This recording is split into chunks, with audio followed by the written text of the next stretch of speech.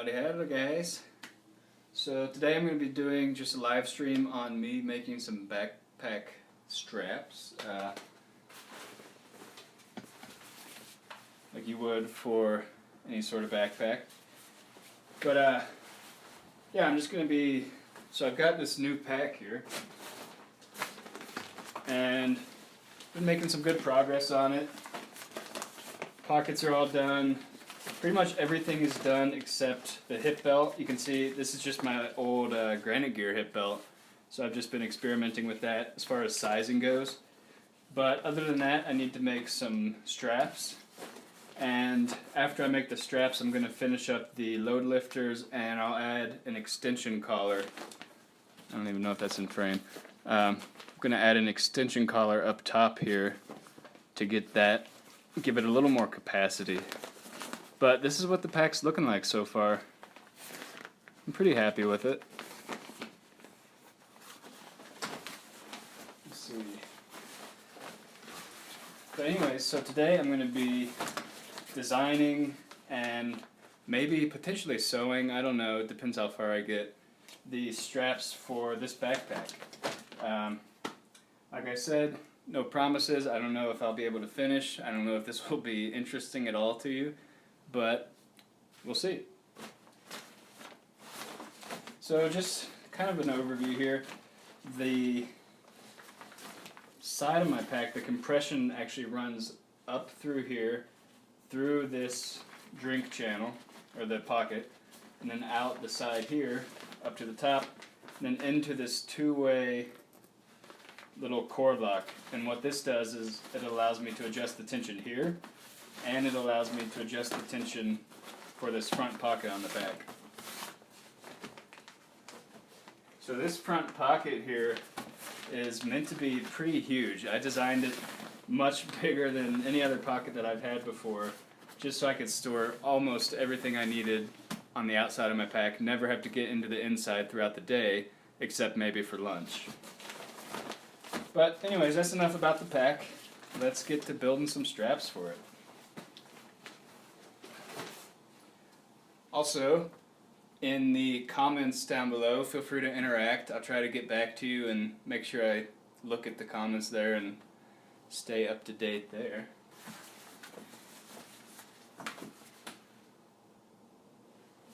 So this is another pack I made. I never finished it for one reason, and that is because this padding on the straps here is, I think it's probably 3/8 of an inch thick. But it's a little bit too thick combined with this webbing that I had from my sewing machine to actually get through. So I had to stop this pack because I couldn't sew through the straps here. But this was just like a lightweight day pack. Had a panel in the back here where you can insert a foam frame, some mesh pockets, and a big mesh external pocket. Can't really tell much about it without the frame in it, but that should give you an idea there. Now on my new backpack here, I'll take some of this out. I do have a frame sheet actually built in. I don't know, it's probably not going to show up too well on this live stream, but there's a little pocket back here with a foam backboard in there to provide some support. So this will have a bit of a structure to it actually, and you can see it. I mean, it's pretty flat right there. I always like to have a little bit of some type of structure.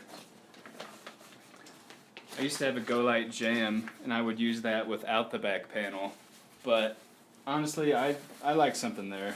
It just helps distribute the load a lot better, even if it is a tiny load. Alright, so back straps. See, I've got a fancy new cutting mat here. It's actually pretty cool.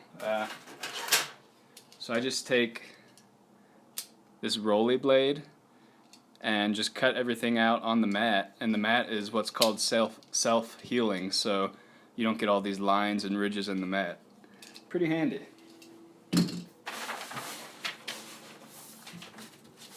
This is the webbing I'm going to be using. It is just 5/8 inch webbing. It's a nylon, pretty thin. The stuff I used to have was way too thick, so this will be a lot better.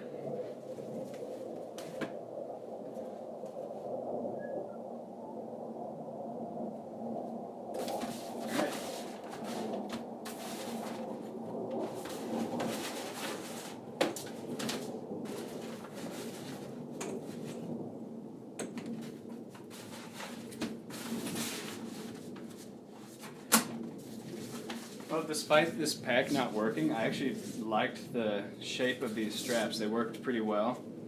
So I'm probably going to replicate something pretty close to this.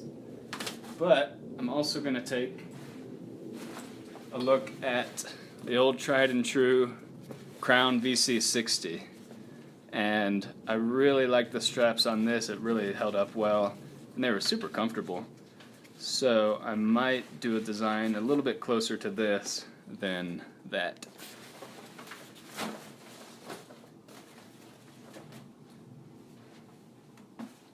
As far as padding goes this time, I had a lot of trouble finding an affordable foam. And you got to use the right type of foam. So this is EVA foam. It's closed cell, so it's not going to absorb water. It's just thick enough at 1/4 inch for a minimal pack like what I'm making. Like I said, the last pack strap foam I used was about 3/8 inch. And to me it was a little too rigid, a little too thick. So I'm hoping 1/4 inch will be perfect. And this took me forever to find a source of foam. I actually just got it in the mail. But this came from a really cheap yoga pad on Amazon. I think, can't remember the name of the company. I think it was the Friendly Swede or something weird like that. But turned out to be a perfect source for EVA foam. Alright, so first step to actually figuring out how to make a strap is to take some measurements on what I've already done. Kind of cheat a little bit, because I could not for the life of me remember how long these were.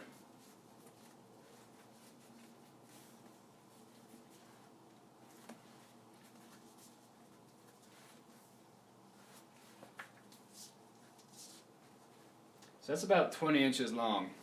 That looks like that's what I meant to do.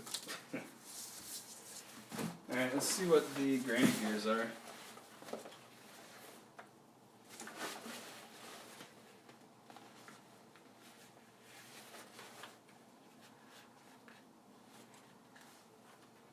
I'm just doing the actual length, not the vertical length, so I'm just tracing along this edge with the tape measure.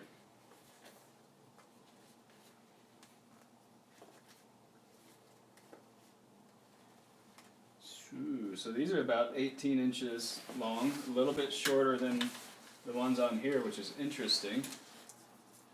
What if...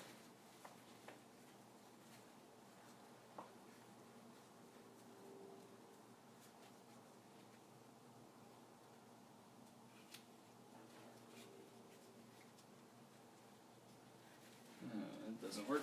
Alright.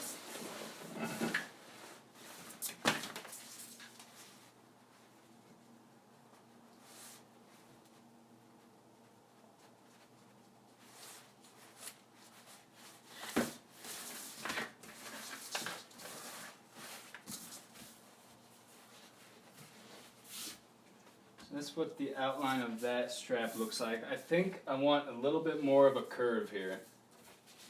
It was a good strap, but I think a little more curve would keep it kind of out of this general area and more keeps it going down towards the straps on the bottom of the pack, if that makes sense. Alright, I'm going to try to get this pack strap off so I can take a look at it. It's not easy.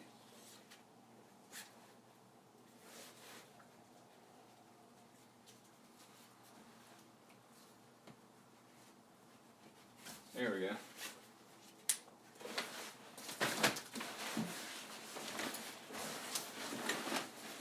Alright.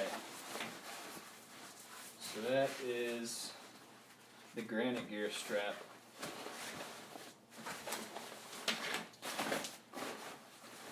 That works. So another challenge I'm going to have is doing a chest strap. So I'm going to probably take the measurement of that general length and apply it to the strap that I make, because I've always found that that's been plenty enough of adjustment room for the buckle. Alright, let's see here. So if we put those side by side,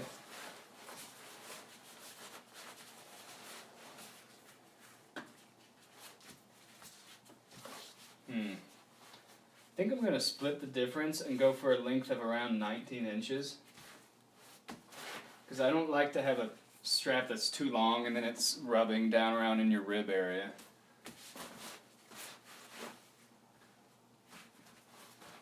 So 19 inches long. Let's see what a vertical length is.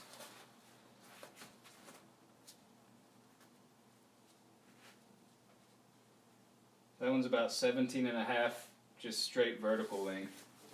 And mine is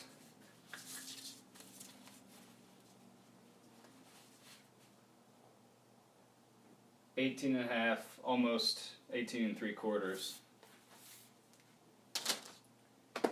So I'm going to shoot for 18-inch vertical length. Also going to draw these in Sharpie today, so hopefully you can actually see it on the stream.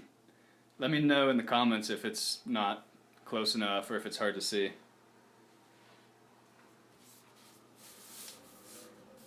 Alright.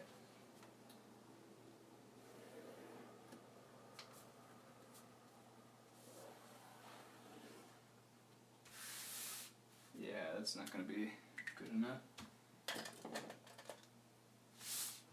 Let's try this again.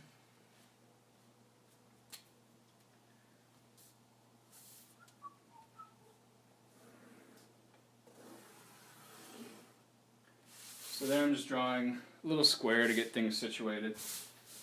And, oh, you know what I didn't do?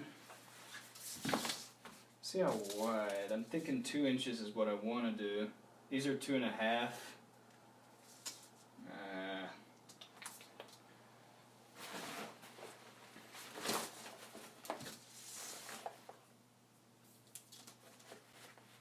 These are 2.5 too. Maybe I'll stick with 2.5 this time. So one thing I'm doing with this new pack is making this is going to be where the straps attach at. So I'm making it adjustable, but also modular, so I can test out different pack strap designs and see what works well.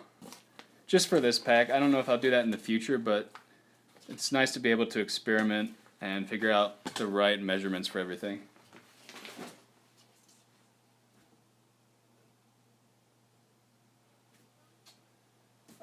Let's see. The waist belt can affect, so that was just a question in the comments. Does the type of waist belt you use affect the pack length, or the pack strap length? It can. I mean, obviously if you have a thicker waist belt here, you're going to want straps that aren't quite as long so they don't run the risk of running into that hip belt. It really shouldn't affect it too much, just because most of these straps are independent. You've got your webbing coming out from a different area of the pack than the waist belt is coming out from, so they're not interacting too much. One thing you can see on this one is I actually duct taped these straps because they were rubbing right on the edge of the hip belt, but that didn't really affect the overall length, or it wasn't affected by the overall length of this strap, so I wouldn't worry too much about that. Alright, so I've got my somewhat square drawn out here. Also, if you ever do any DIY, one of these little grid rulers is incredibly useful. This is probably my favorite tool I have. Super handy. But what I'm going to do is come over here and measure out 2.5 inches because that is the width on the strap here.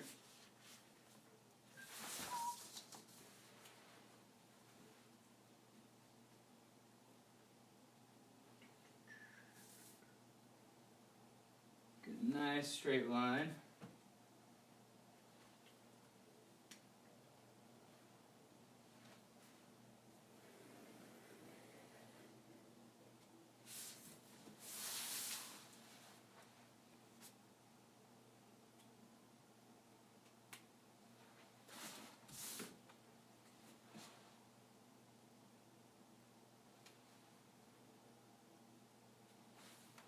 Alright, so that's that. Now to figure out the curve. Got this little curve tool. It's called a styling design ruler. But it just helps you draw curves. It's not the most scientific thing, but it's good enough for pack straps. So like I said, I think I want my curve to be a little bit higher than... Actually, that's not bad.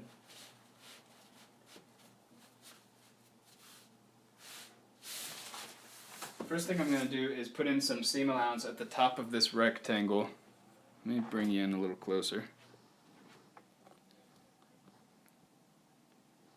So I'm going to put some seam allowance in right here just to allow me to have some extra fabric with which I can attach the straps or put some kind of buckling system so they'll fit onto my backpack. So let's call that, I'll just do 2 inches for the sake of it. Get my smaller grid. No, you know what, I'm going to do 1.5 inches.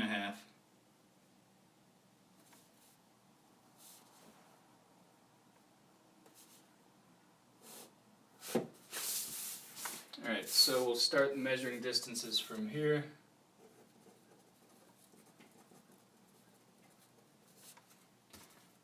Alright, seam allowance in there. Alright.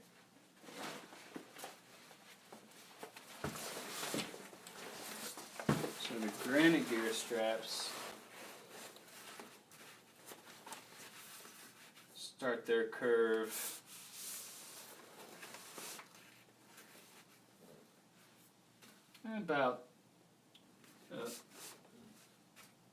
about 9 inches in, maybe about 9.5 inches, and then they start curving. Mine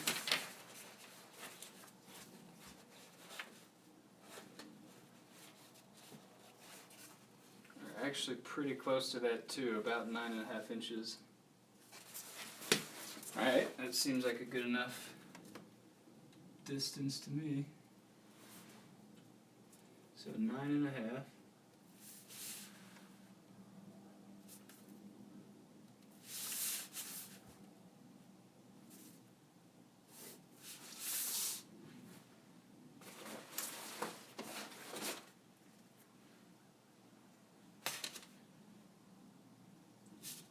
Cool.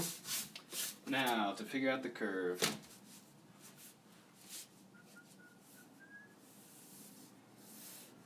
So if that's 9.5 inches, I want the total length to be, oh, I forgot the number I came up with now.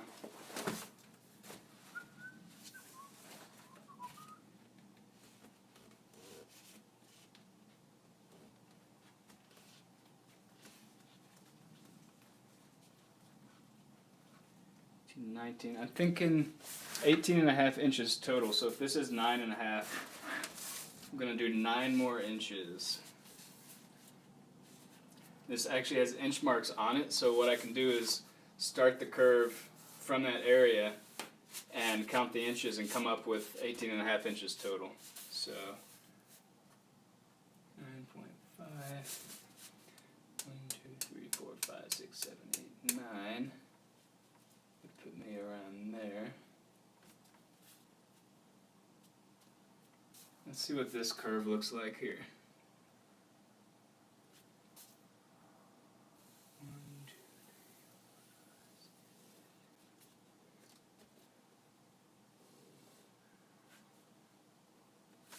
4, 5.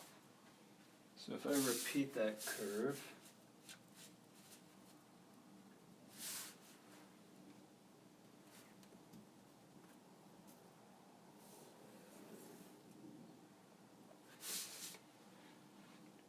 get a curve about like that.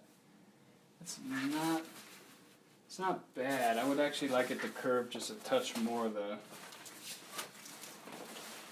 Let's compare it to the granite gear.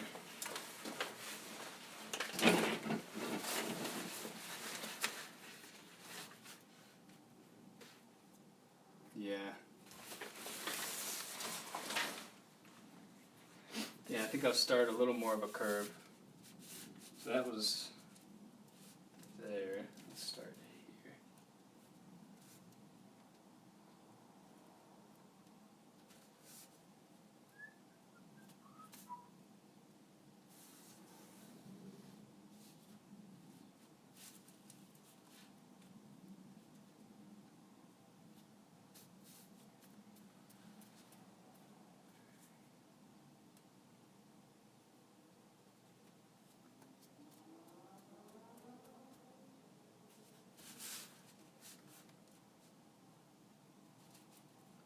Also, I want this bottom to taper off a bit.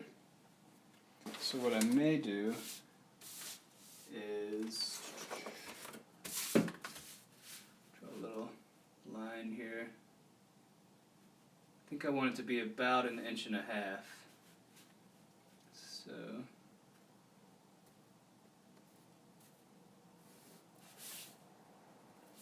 something like that.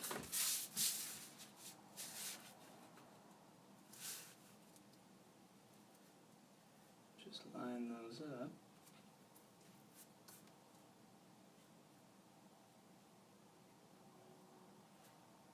Let's do 1 inch.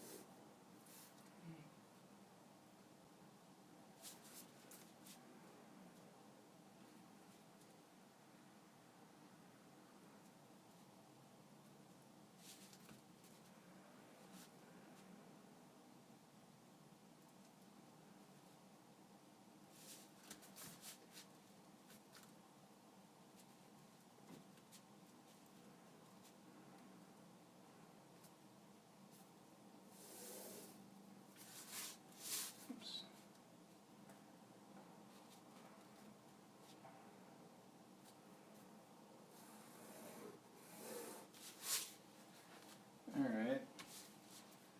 Well.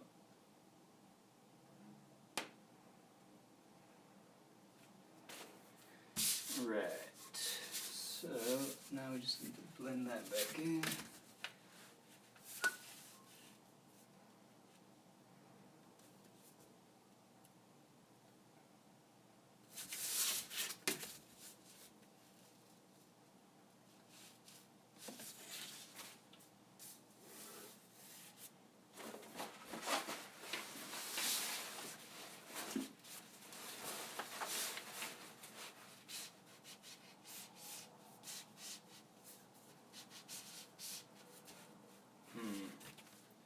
Yeah, it's not great.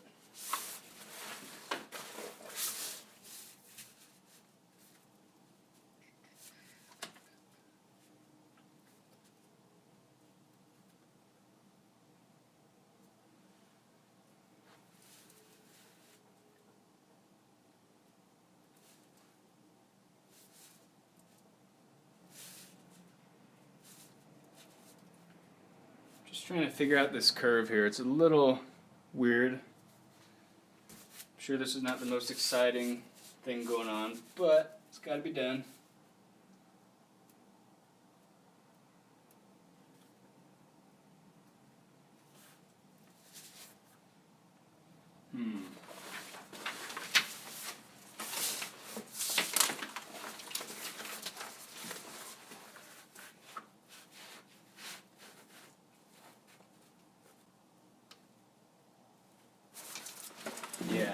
So it looks like I want to bring this down a little bit more on this side before I bring it in. So I might start this one an inch lower than the other one. So this curve, this one's not relevant anymore. This curve starts from up here. This curve is going to start from down here and actually just meet up at this inch mark.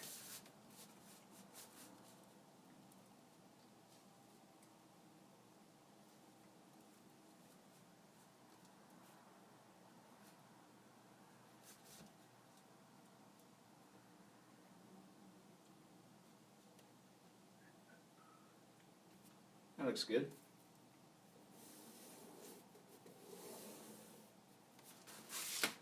Alright, so I'm sure this is hard to see on camera, so let me trace it with a Sharpie.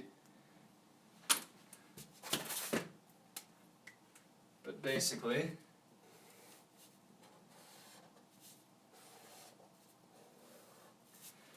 that box is going to be the seam allowance. And come down through here.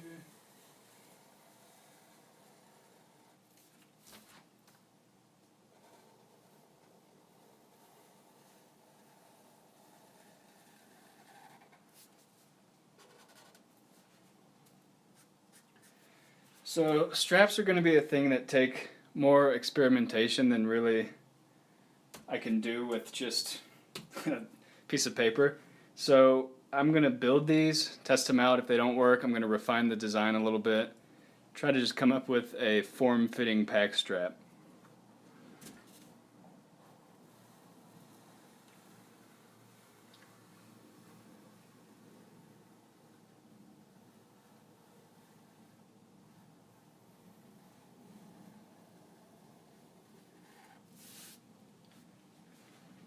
Alright, that curve is not great. Let's kind of reshape it a little bit here.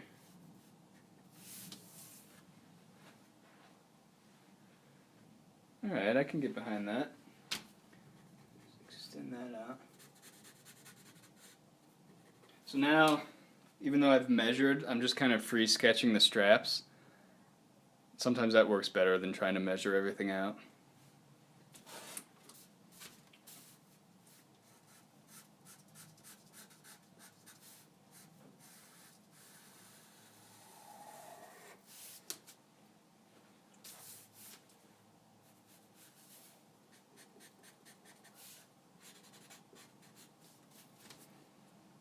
Still don't like that. Let's bring this taper in a bit.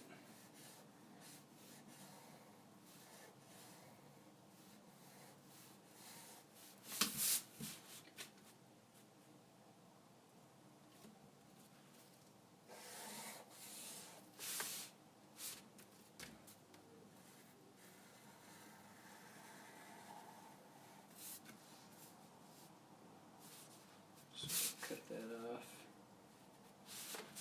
Taper it up a little bit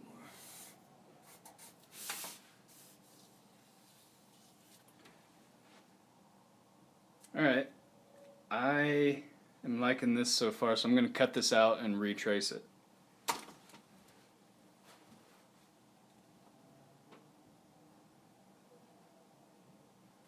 Sorry, just reading the comments, 1 second.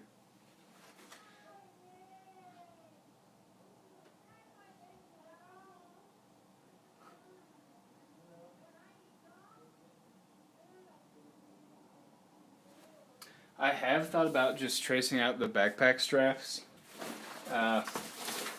especially the Granite Gear ones, because I really like them, but I don't want to exactly replicate them. I want to kind of come up with my own process, because I'm just hoping moving forward in the future I'll be able to actually design straps that are better fitting, and I don't want to work from something that's already made.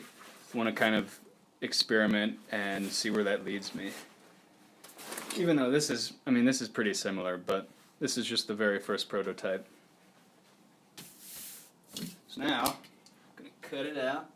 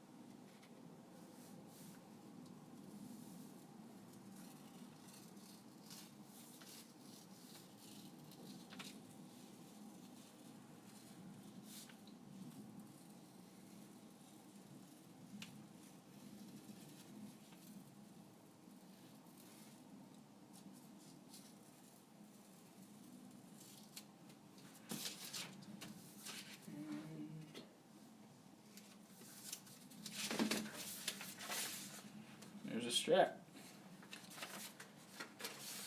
So, whoop.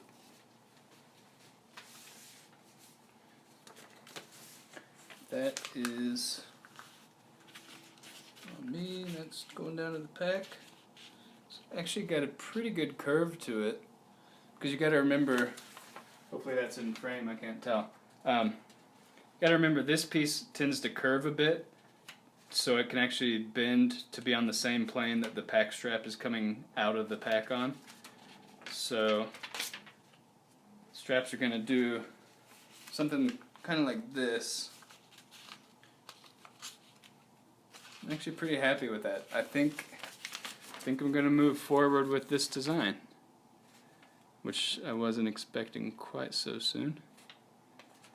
So now what I'm going to do is actually trace this design out again onto the paper and then add in a seam allowance, because you got to remember this is going to be going around a 1/4 inch piece of foam, so there's got to be a little extra fabric here, which means there's got to be an 1/8 inch on both sides to go halfway down to where the seam's going to be, halfway across that 1/4 inch, and then whatever seam allowance I want after that to work with. I want it to be fairly small because this is going to be made sewn together inside out. Then I'm going to actually have to flip out the tube and insert the foam. So 1/8 inch on each side plus probably another 1/4 inch for sewing seam allowance.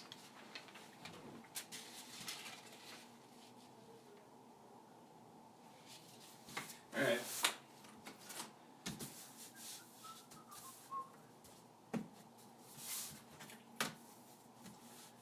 Let's trace it up. Where'd my pin go? Oh.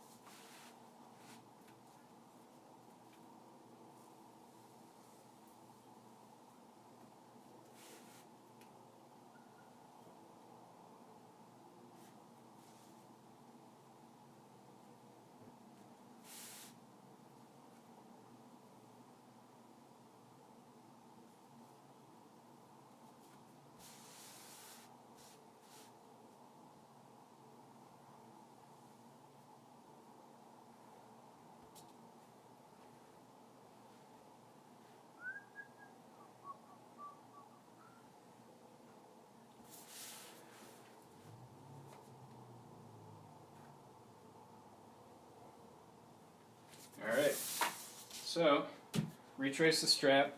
Now I just need to add in seam allowance. So 1/8 inch each side plus another 1/4 inch. It's going to be, I guess 3/8. That's probably good enough. Yeah. So in order to trace out that, I'm just going to set this grid, offset it 3/8 of an inch, and then just trace around the outside.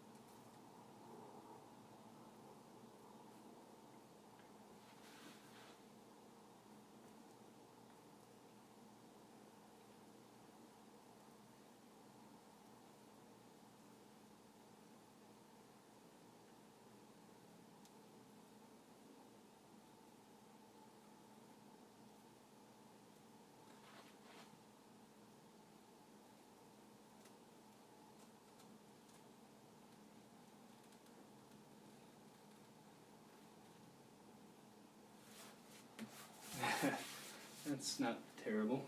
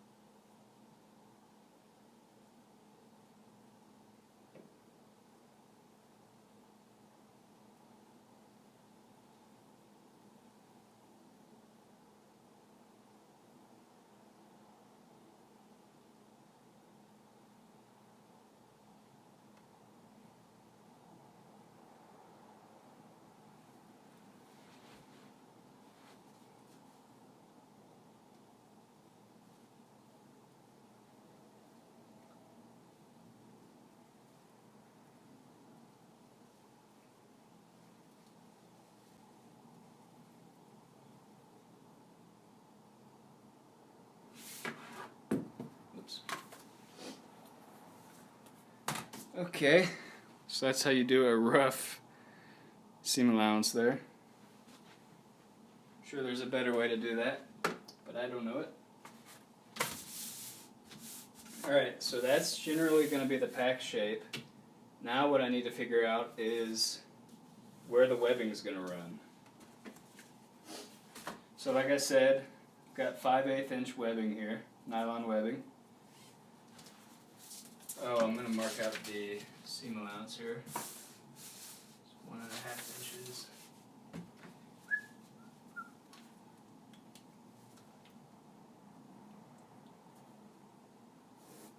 Alright.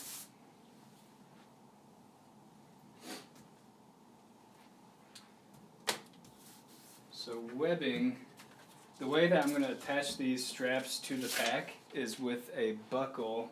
Let me find it.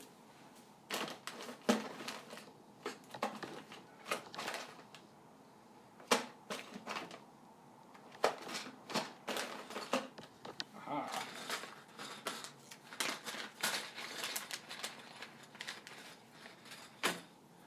So I'm going to use one of these tri-glide buckles, and the actual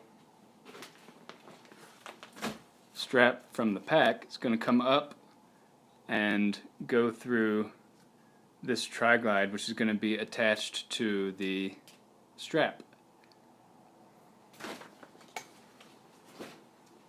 And the way to actually attach that is with a little loop.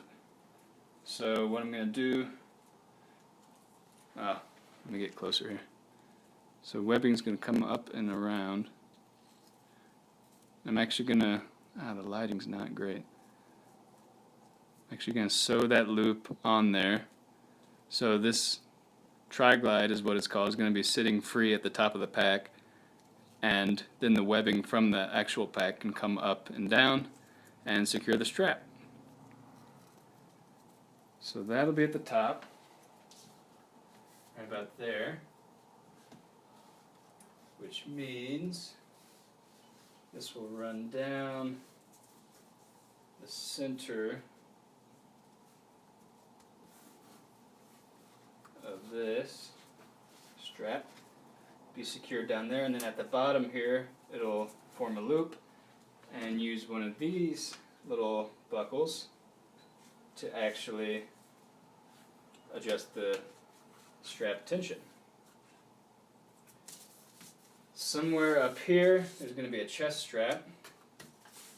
Not entirely sure how I'm going to do that yet. Let's see. Give you an idea. Oh, you can't really see it. This is my parts cart. That's the phone charger.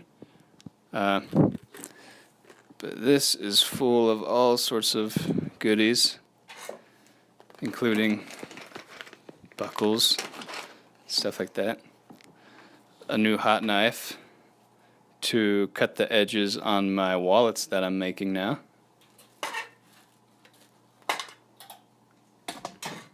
Anyways,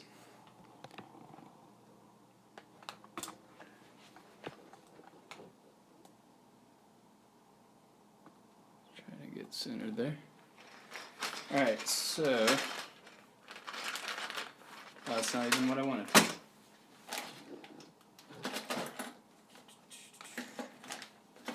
Yeah, there we go. I've got this hardware that's actually made for chest straps, but it's designed for 1-inch webbing, which isn't going to work for me, so I'm going to have to come up with a different way to do the chest straps. And I may focus on that later. I might just try to crank out some straps so I can get this pack tested and see what I like and don't like. And actually, well, in the future I'm going to have a way to come up with correct dimension plastic. I don't know how much I want to reveal here, but there's something really exciting in the works coming to the channel that's going to allow me to have properly sized buckles. Not going to say what that is yet, but stay tuned. So anyways, that's going to be on there. I don't really have to worry about this yet because I can just sew this straight onto the strap. So I think what I'm going to do is cut this out and throw it on some X-Pack and see what happens when I sew it up.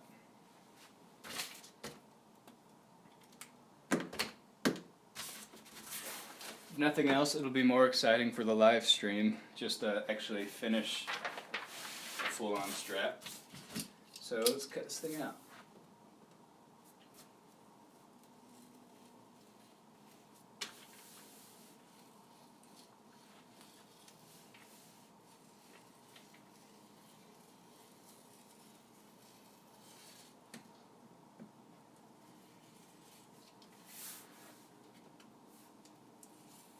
These rolly knives are awesome. I don't know if that's what you call them. That's what I call them.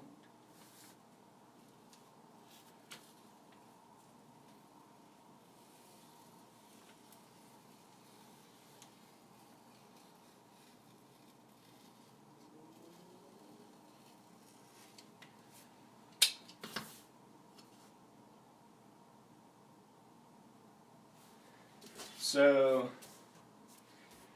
David, I am planning to stitch straight through the foam for these straps. Like I said on the, where'd it go? On this strap, I couldn't do that because this foam was too thick, but with the 1/4 inch foam, it'll be plenty thin enough to stitch through with my machine. Just to give you an idea, so, take these off. So I've had this foam, it came rolled pretty tight. Not even on camera. I had this foam, it came rolled really tight, but I rolled it the other way, so I've been letting it kind of unroll itself and hopefully become a little flatter. Looks pretty good. Yeah, it's not so bad. So that's the foam. Actually, let me run and I'll show you what I was using before.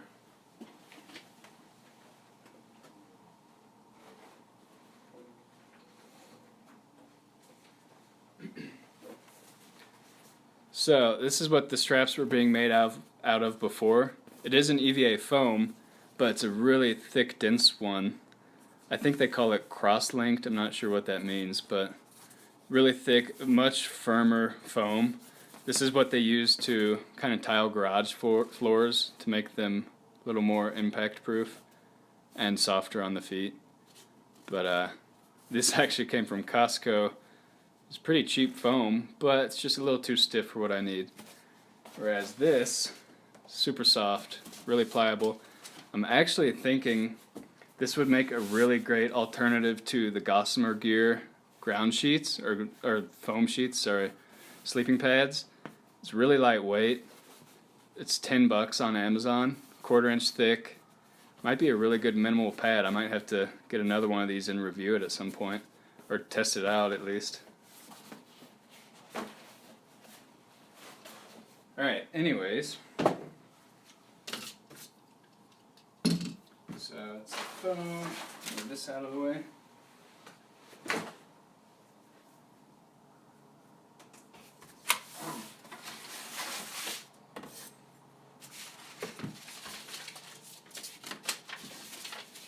And the benefit of making a pattern without seam allowance and a pattern with is that I can use this pattern to cut the foam, which doesn't have a seam allowance, and I can use this pattern to cut the X-Pack, which does.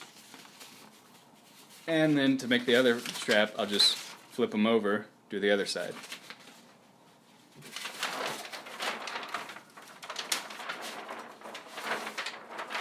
Let me cut this.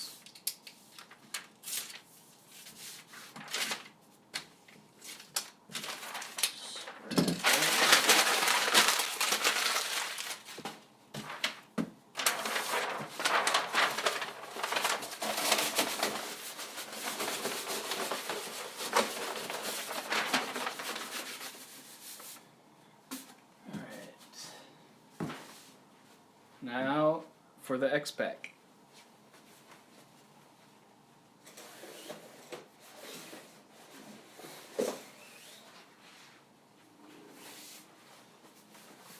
Sha-sha.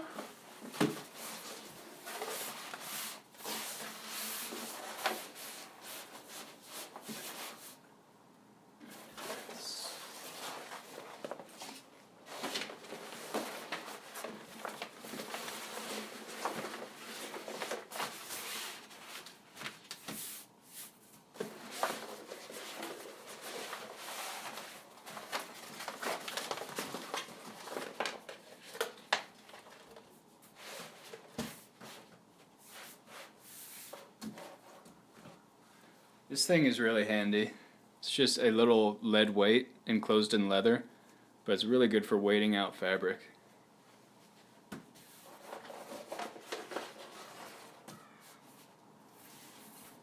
No, keep the questions coming. I like them.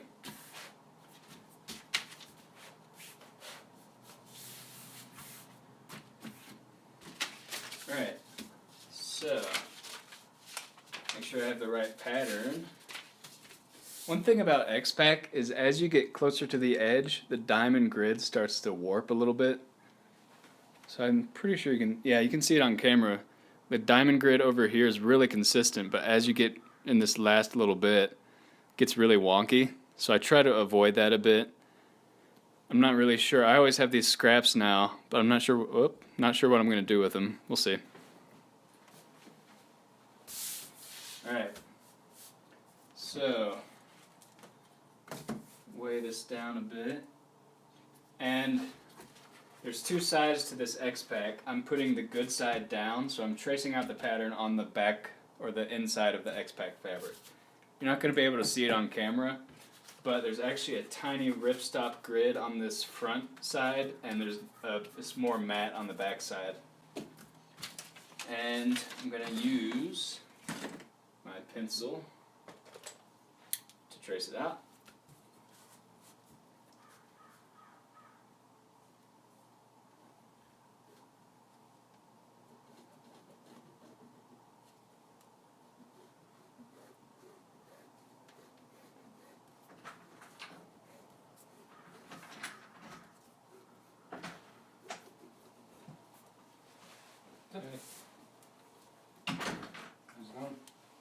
Good. Live streaming.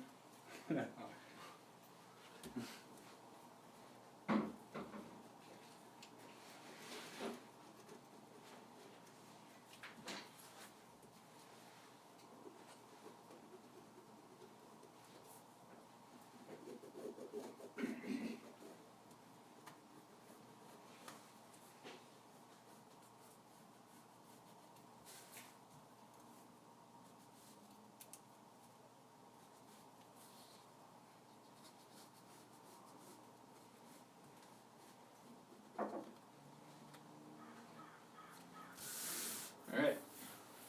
There's no way that's going to show up. Well, it kind of does. Not bad. Now I'll just invert it and do the same. Match those edges up.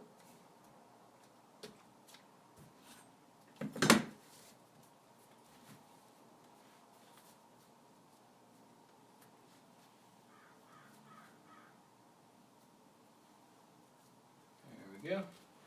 Trace it out again.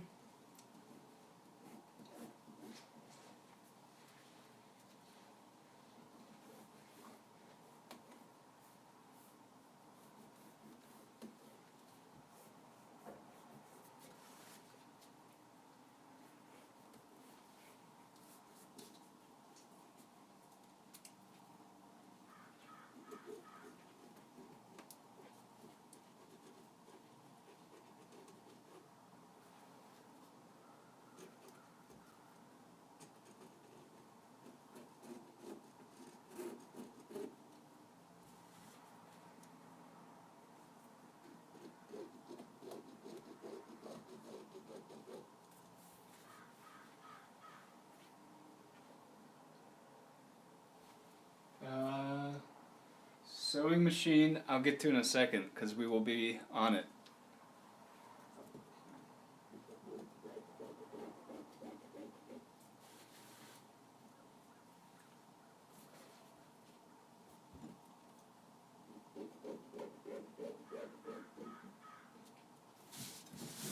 Alright, so that's going to be the front and back of one strap, and I'm just going to do one right now to see if it works, and if the design works I'll crank out another one.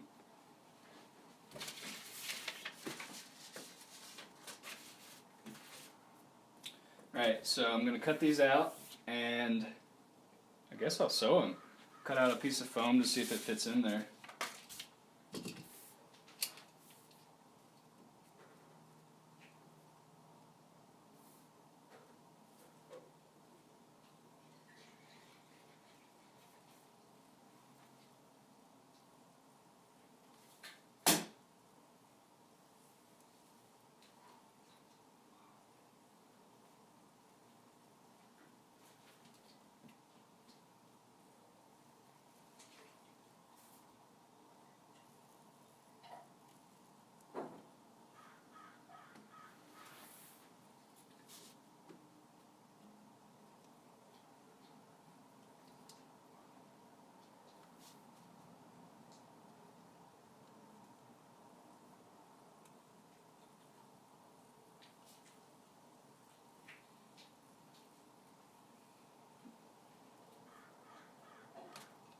Oops.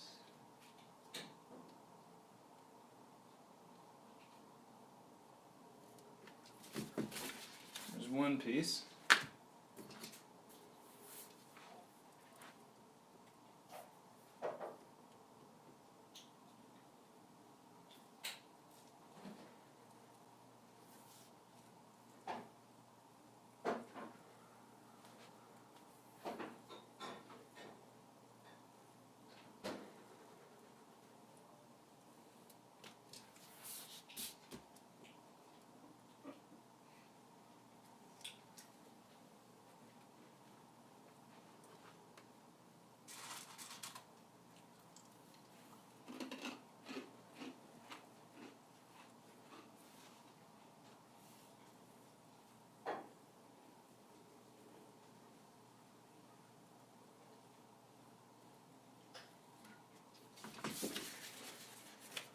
Alright, so that'll be the front and back. Now we can sew it. Obviously, this is not how, it's not how I always do things, but I'm just kind of rapid prototyping here to see if this will work. But I'm thinking it'll be alright, decent at best.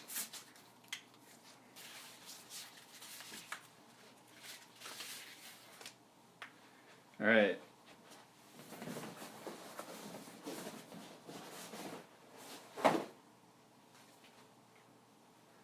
So,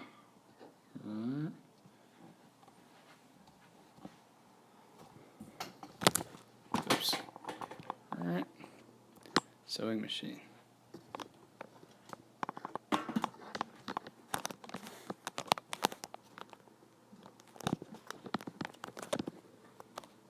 I wonder what the best angle's gonna be here.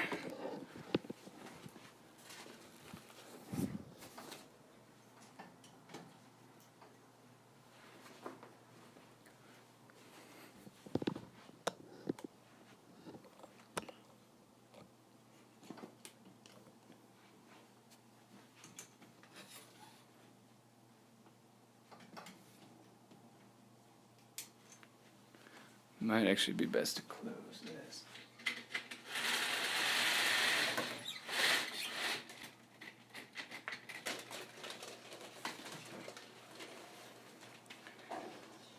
Bring this down.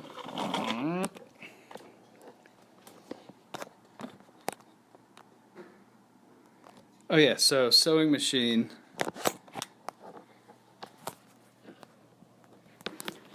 Is a King Max GC 8700. It's not my sewing machine. It's not my sewing machine. It's actually my roommate's, but it's a really sweet machine. It just does single line stitching, so it doesn't do any bar tacks or anything like that. But it's industrial, so it can really get through fabric. Really good for the X-Pack too. And the King Max brand, if you've ever looked into sewing machines, the most popular ones are called Juki's. Super reliable, really nice machines. King Max is the exact same machine, it's just kind of like the wholesale brand. So a little bit cheaper, same function, same everything actually as the Juki. Yeah, so let's get to stitching. The thread is a 100% polyester.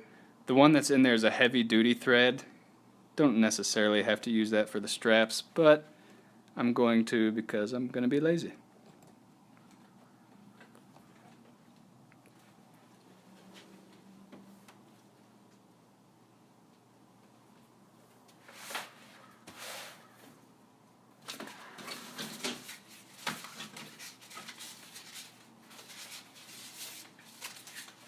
Alright. So, because these are going to be inside out, you want the good side of the fabric. Maybe this will show up here. Yeah, you can almost see this shiny ripstop grid. That's the good side. You want that facing inwards because it's going to be inverted later. And the bad side, or not the bad side, but the back side, just looks like this, a little more matte. Whereas this side has the ripstop. Hard to see on camera. So I'm going to leave this top open here and just do a trace around the entire perimeter. And I'm going to do that at 1/4 inch seam allowance.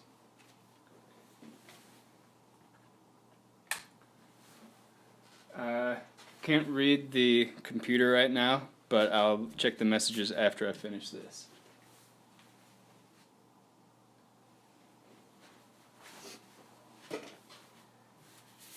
Alright, so good pieces of fabric facing each other, starting on the machine. I've got little lines down here that actually guide me as to what how far in my seam is, so I'm going to stick it at 1/4 inch here. And I can already tell these two templates are just a little bit off, but that's what happens when you do fast work. Alright, set it at 1/4 inch. I always like to stick my needle in before I run the machine.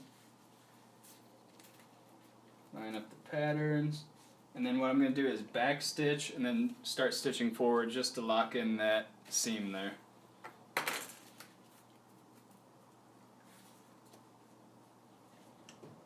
This is my, can you see this? Let's see. Yeah, so that's my reverse lever right there.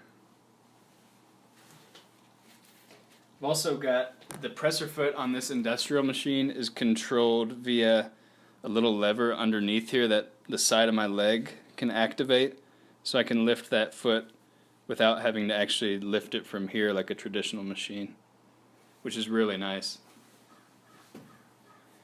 Alright, sewing.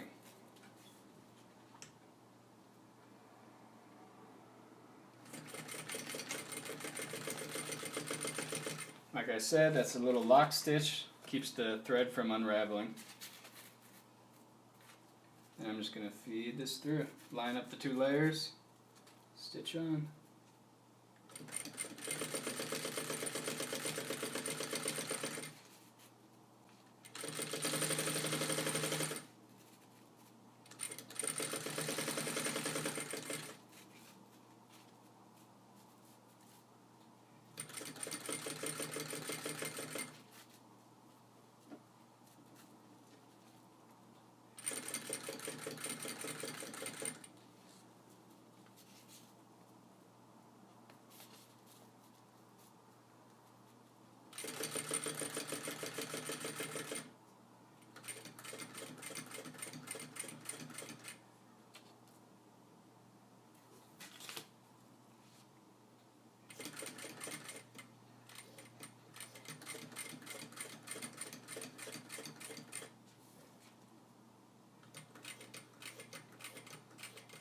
And when I get down to about 1/4 inch on the bottom, I'm going to drive the needle in, lift up the foot, and actually just rotate it so I don't have to leave that seam at all. I can just keep it going.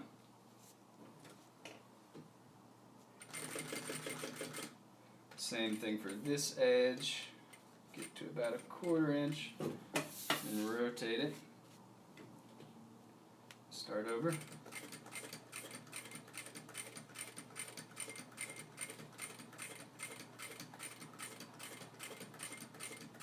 About there. Make sure the fabric is still lined up.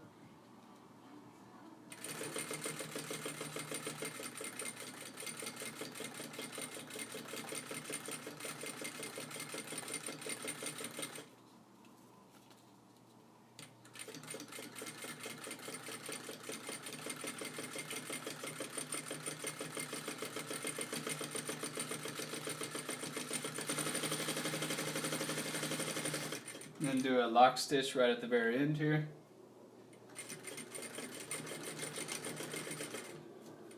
And it's got it.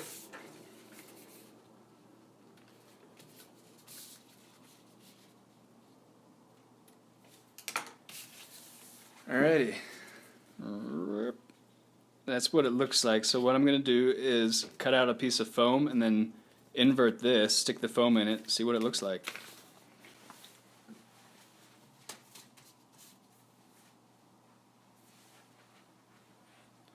Alright.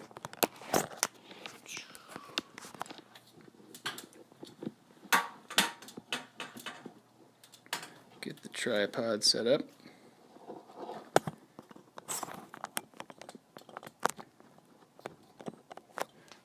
Swing the lights.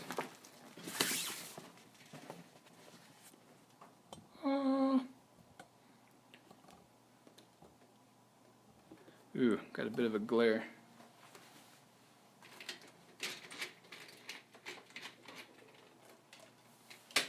There we go.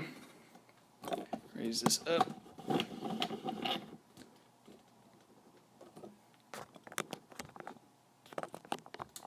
Alright, now to cut the foam.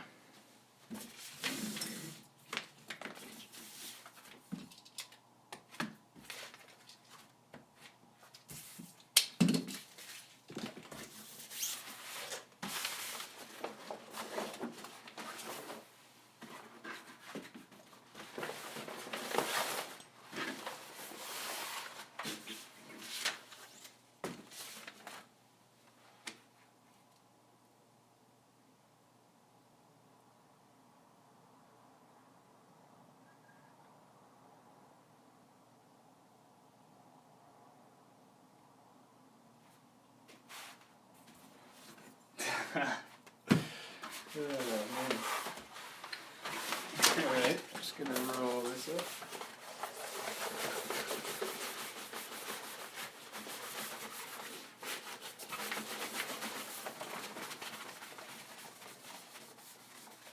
Okay, X-Pack is done for now.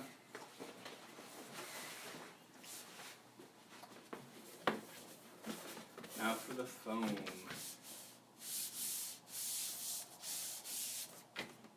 I'm going to take my skinnier pattern, which is this one.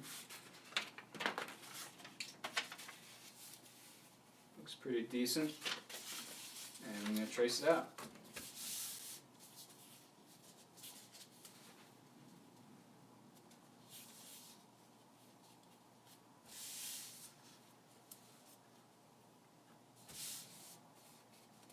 Alright.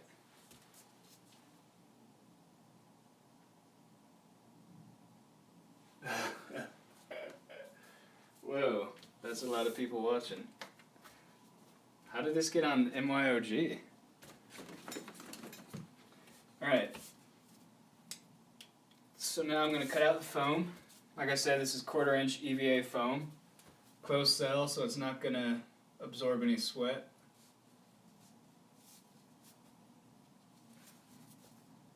And remember, this is seam allowance up top here, so I don't want to actually cut out that foam. I just want to cut it short right there.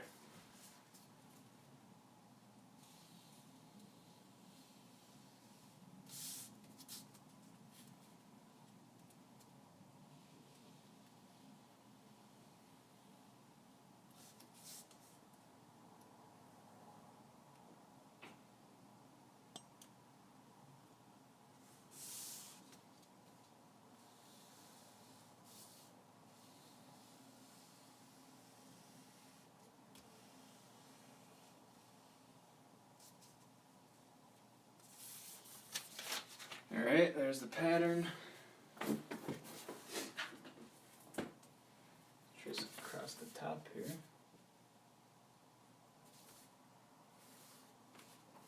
Alright. Okay. Cut this out.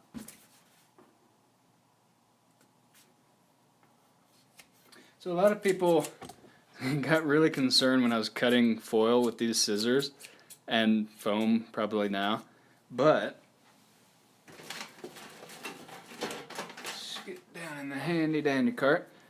I use one of these to really easily sharpen scissors, so it's really not that much of a concern because you can keep your scissors really sharp even if you are cutting foil and foam.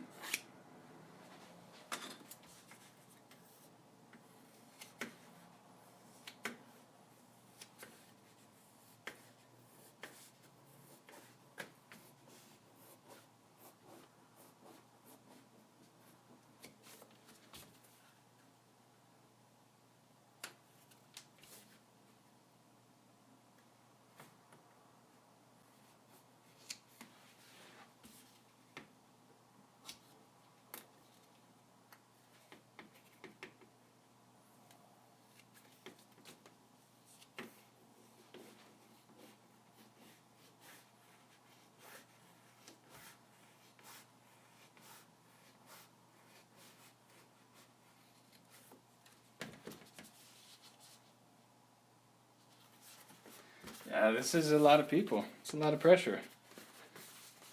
This might not even work, guys. So that's the foam.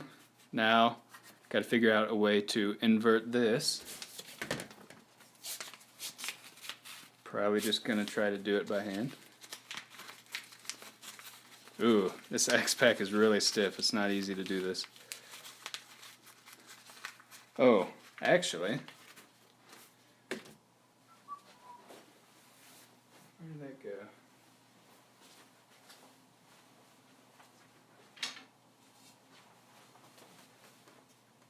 The dowel rod.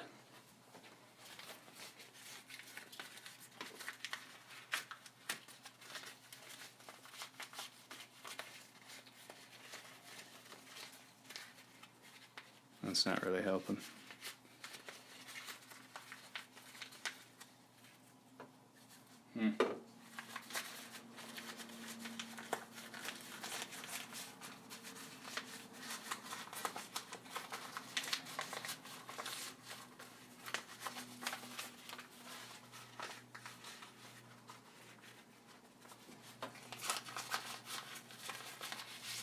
There we go. The good thing about durable materials is you can just manhandle them.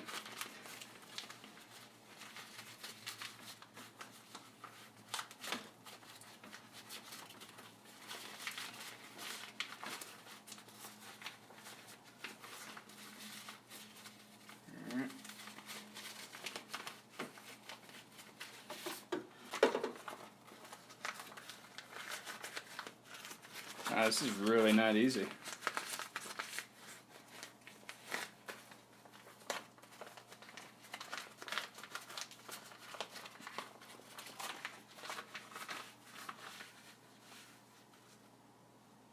Start my poke from the closed end.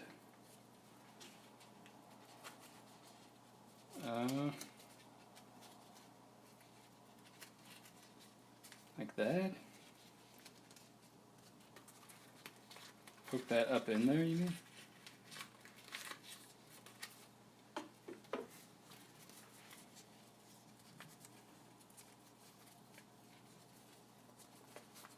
Let's try that. Do an accordion fold on it. Stick it in there.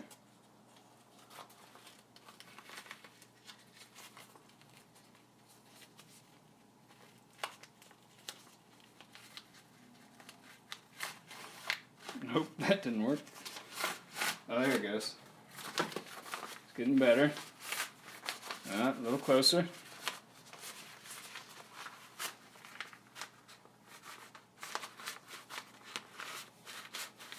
This might be a little awkward if you just came into the stream right now. Alright.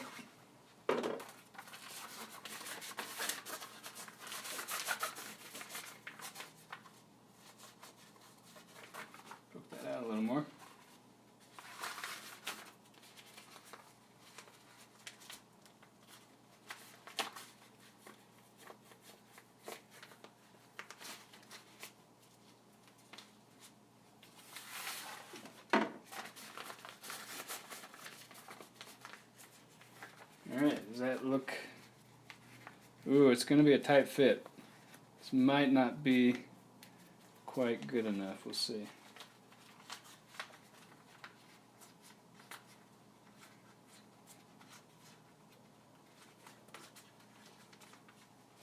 Alright. Just gotta get that last little corner out of there.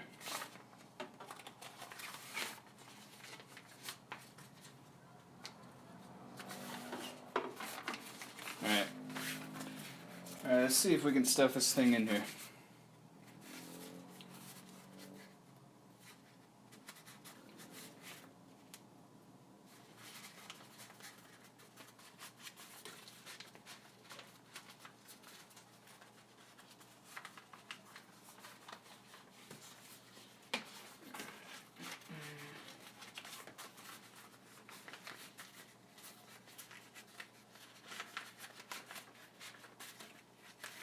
Alright, first thing I'm going to do is do a little fold, because I think this will help a lot.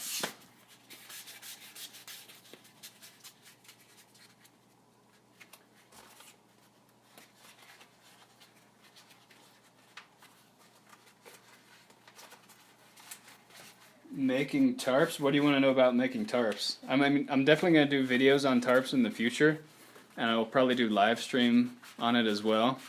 It's just kind of becoming what I do now. But is there anything specific you want to know right now?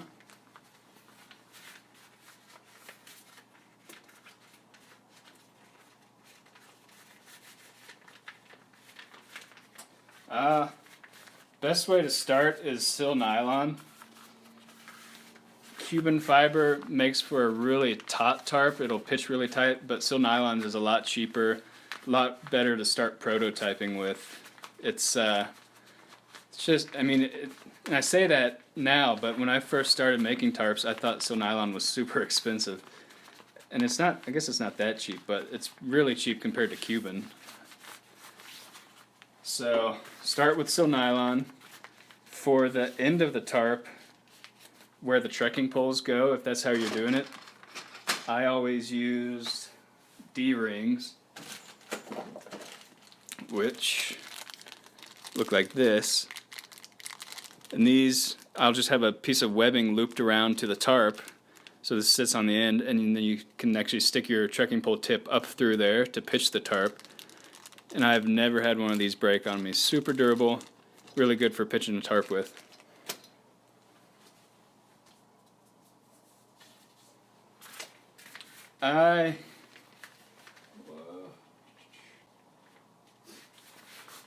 If you don't use sil nylon, I would suggest starting with sil nylon for a tarp. And if you go to ripstopbytheroll.com, you can get it for really cheap. This is really hard to get in there. But an ideal tarp would probably be made out of Cuban fiber, just because the Cuban doesn't stretch. So once you get that, and it also doesn't change with moisture content. So sil nylon, after it's been out for the night and it's gotten a little wet, it'll actually stretch.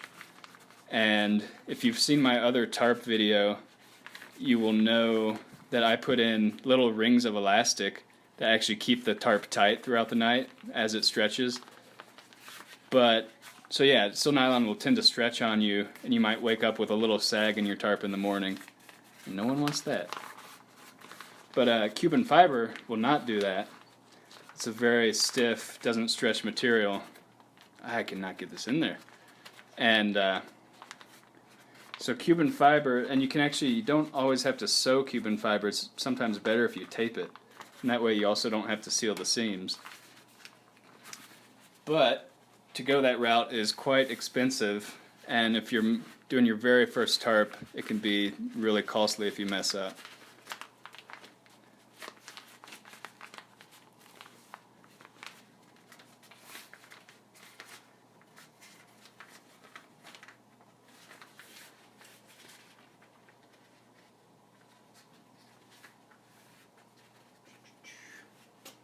Not going to say that I'm starting my own pack company yet, but I am starting to sell gear, and it's, I mean, where does it go from there?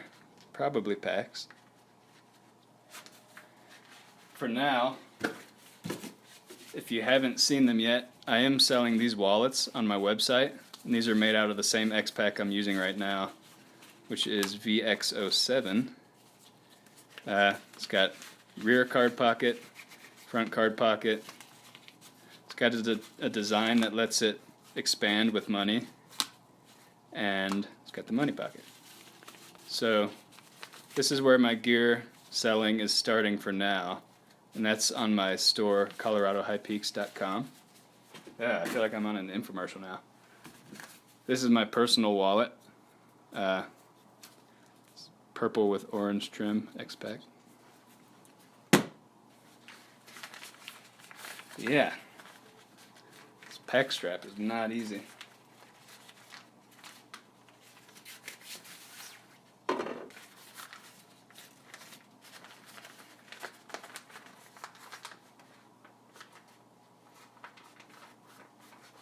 I don't have any big hikes planned soon. I would love to be, but I'm trying to be stable in the real world and earn a little bit of money so I can go off and hike again in the future. Definitely going to be doing some hikes and filming them this summer though. Out here in Colorado and potentially at other places, maybe some other national parks. Possibly Moab, I don't know. But I definitely want to get out and do some more hiking this year. Just probably not, or definitely not a long trail anyways. Or at least not a really long trail. Maybe a short, long trail.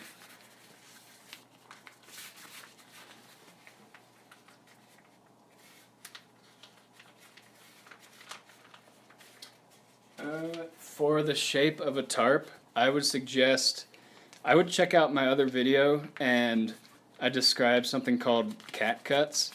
So a rectangle tarp, like a rectangle, is great, but these long edges, and even these edges on a tarp, like if you pretend that's an A-frame tarp, these edges tend to sag a lot. So if you put an arc in there, almost like that, like a curve throughout, when they're under tension they pull tight, so they keep the entire tarp really tight. And so I would recommend putting those cat cuts into your tarp. Even if it is just an A-frame tarp, those cuts really help. But there's another video that I've made out there on that. And I'll be making some more tarps here pretty soon. This foam is inching toward, or millimetering towards the edge, but I just can't quite get it at the very end. I think, man, probably gonna have to trim this just a little bit.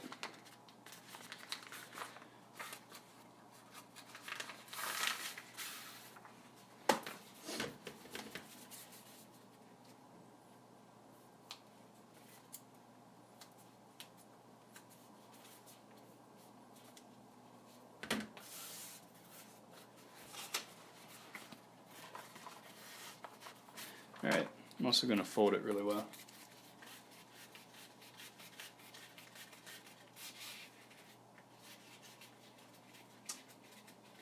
For a living right now, I work at a gear store in Denver, backpacking store, Farrell Mountain Co. It's actually a really cool store. If you're ever in Denver, definitely stop by, say hi. I'll probably be there. And in addition to that, like I said, I'm starting to sell those wallets, which just started yesterday. Yeah, this is still really hard to get in here.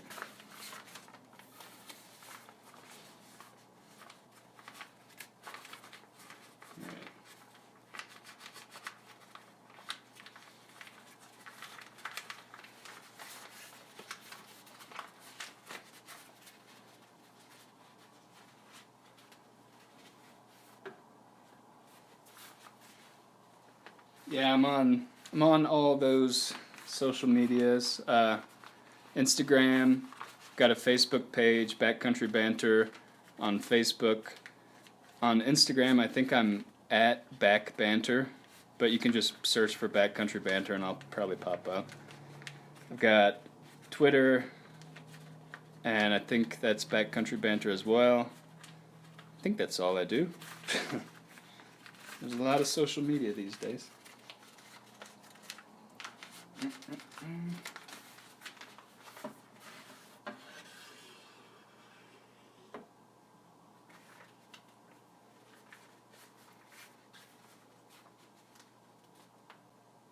Oh, the tape idea is good. Also, sewing onto the foam is probably a good idea too. Alright, I'm going to try the tape idea.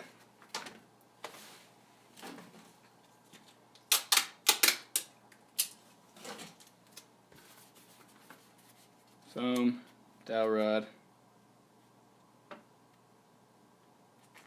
Oh, I gotta do this in the way that won't leave the tape though. How do I do that? Tape. That might not be enough. It might be.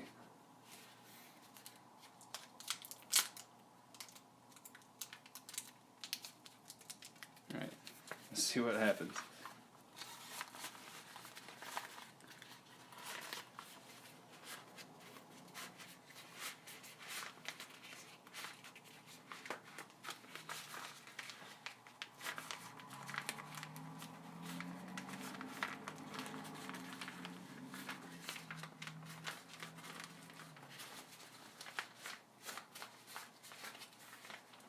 The foam came off. It was worth a try.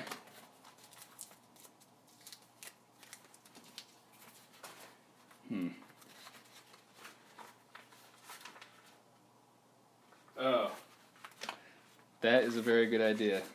Put the foam in and then roll it out. That's very smart.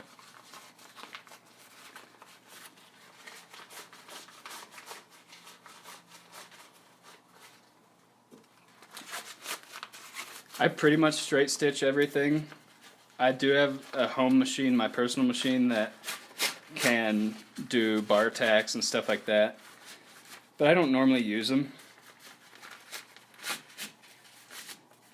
If I really need to do that, what I'll do is just do a few straight lines over and over to reinforce it. Alright, so let's try this again.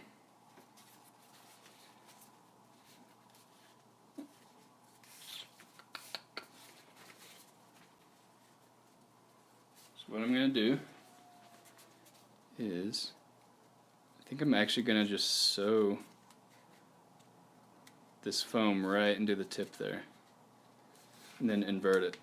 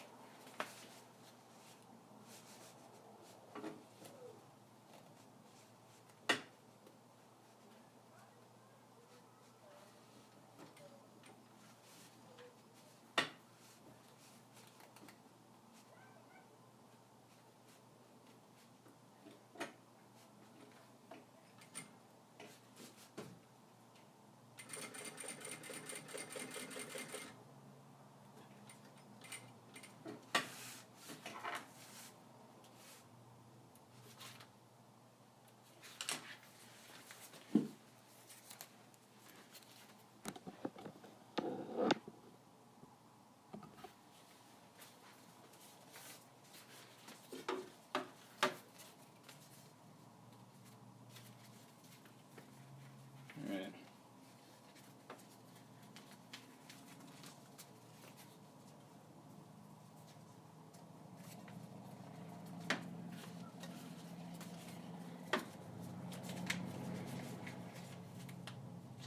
Alright. It's going to be very hard.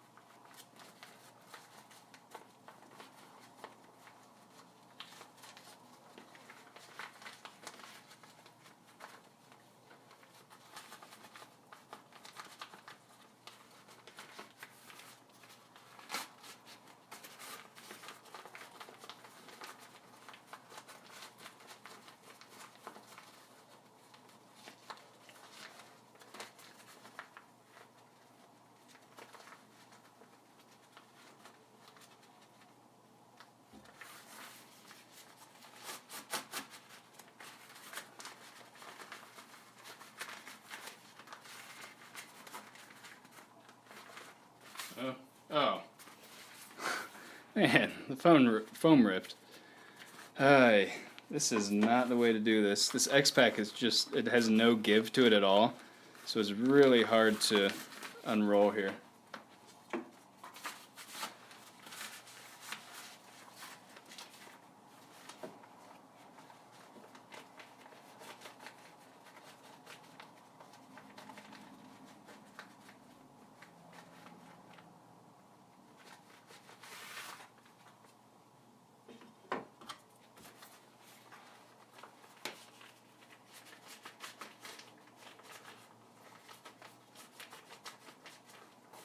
Frameless packs.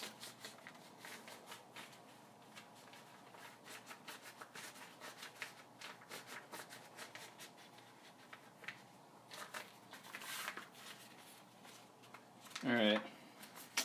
This was an utter failure.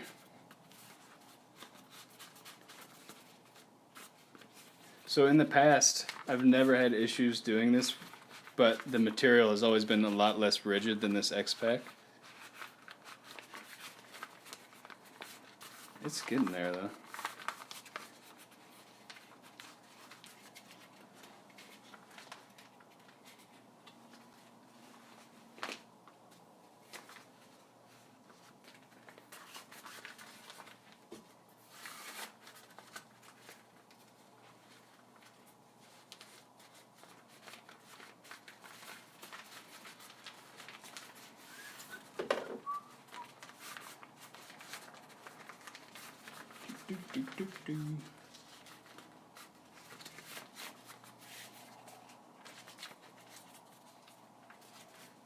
Alright.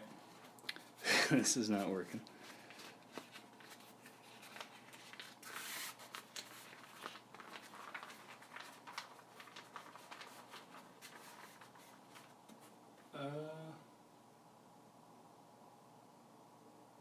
I definitely think a frameless pack is fine with a foam sheet on a through hike, especially with the base weight that low. I mean, my packs have all had very minimal frame sheets, and I've carried heavier loads than that and always been okay.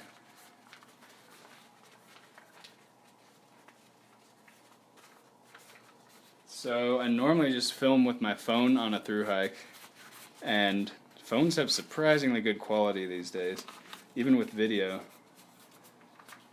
It's really simple. You already have your phone out there, either for GPS or just in case. You can charge it with USB in town. It's really easy. I think in the future I'm going to take a nice camera and try to actually do some really quality videos. But it's hard to beat the ease and affordability too of a phone camera.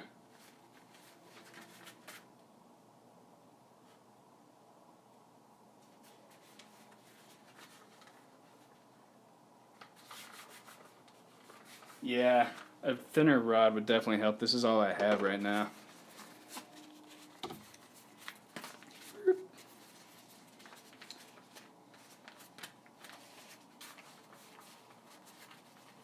Another thought is that I could sew the material onto the foam and then just treat the edges with a grosgrain wrap.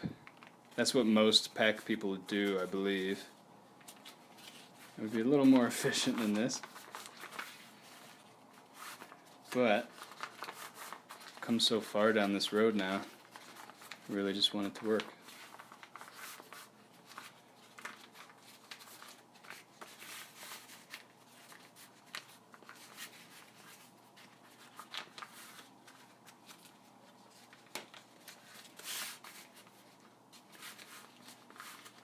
Yep.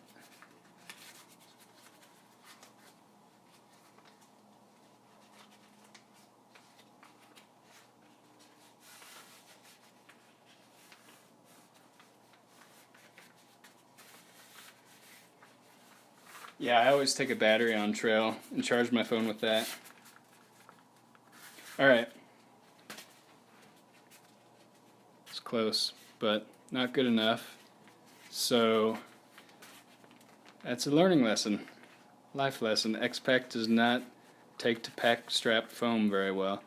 So what I'm going to do is Start over with the X-Pack, sew the foam into it, bind the edges with grow grain, and call it good.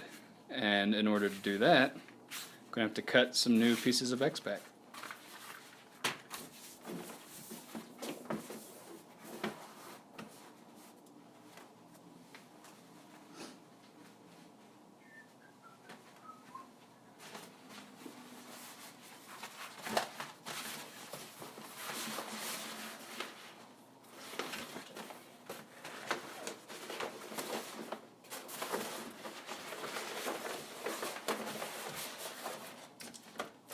Okay.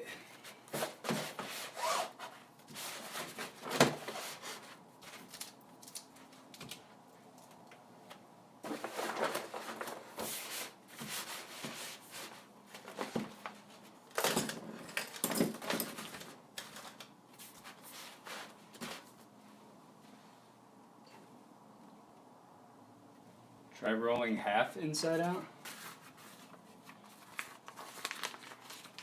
Even just getting this X-Pack to do that is pretty hard.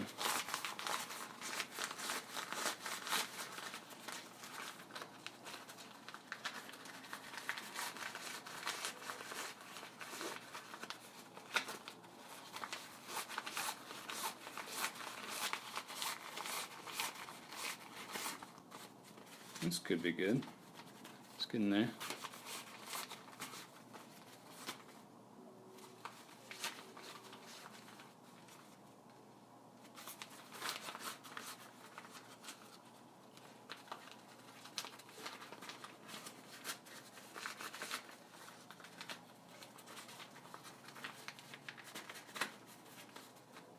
Alright, there's the bottom.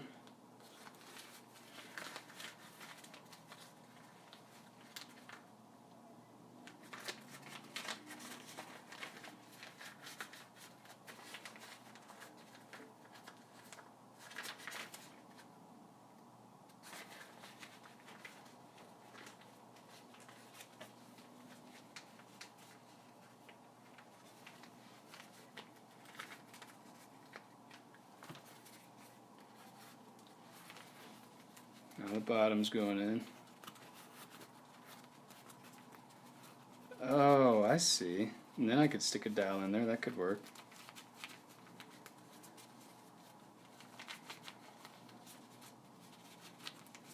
Really get it down in there just to be sure it's in there.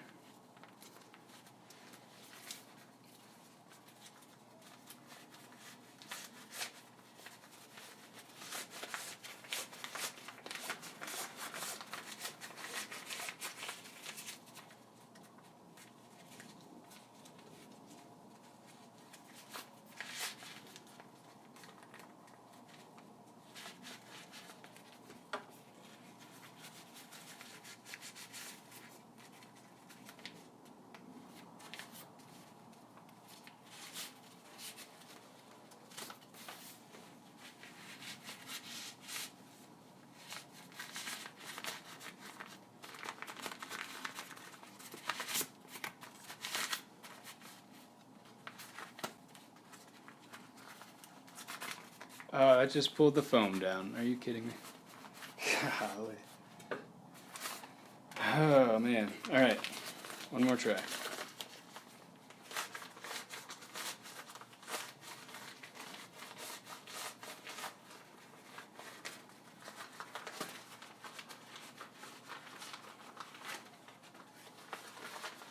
think we should definitely lube it up here soon.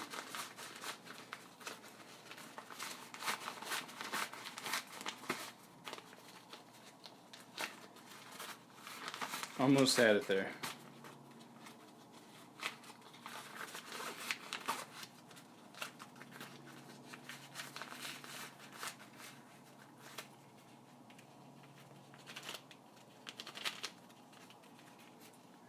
Alright, there's the edge.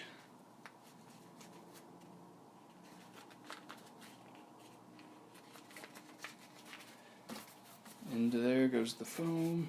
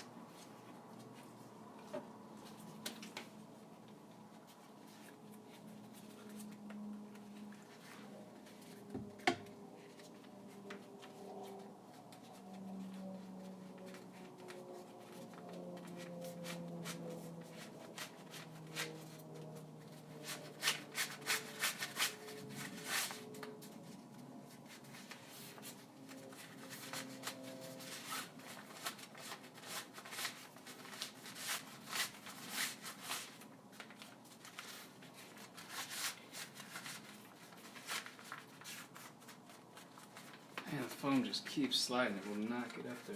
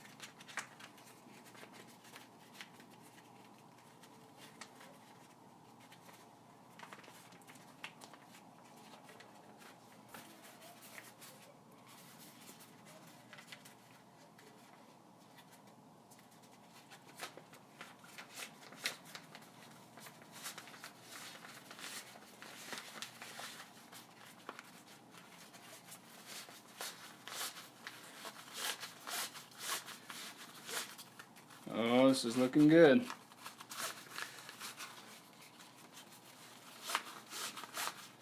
I think the X-Pack just had to soften up a bit because it's moving much better now. Yep. That'll do.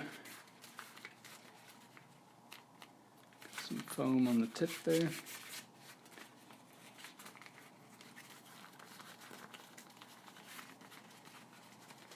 Okay, sorry that took like 5 hours, but that is actually, this is gonna sound corny, but it's one of the reasons I started live streaming is because people kept asking me how I did things without mistakes, and I very much don't do that. I make mistakes all the time, and that's DIY. It just takes a long time to figure out things and perfect them. And that's totally why I took so long today, just to teach that lesson, you know?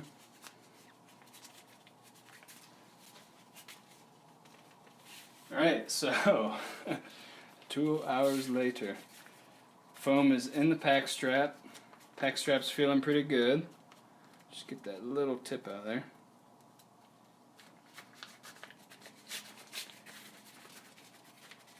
So now I'm going to work on the webbing.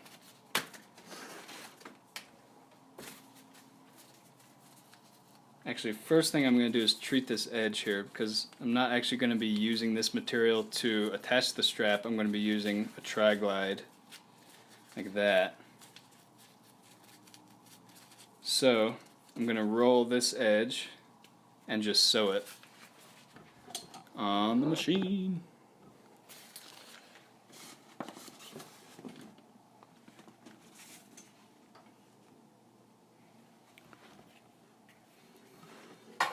Oops.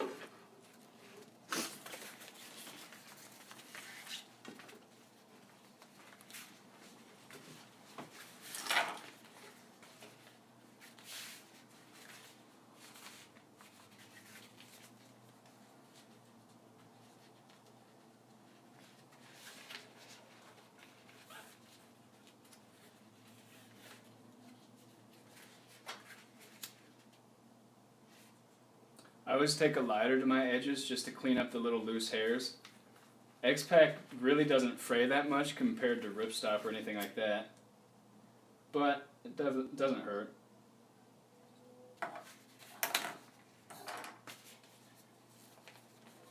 Alright, so first edge.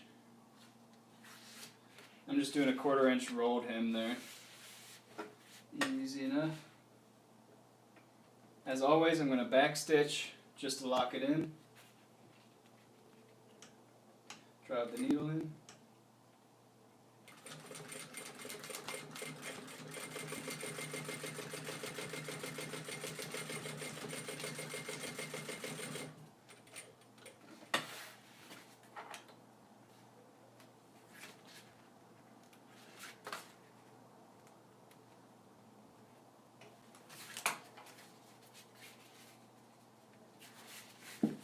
Alrighty.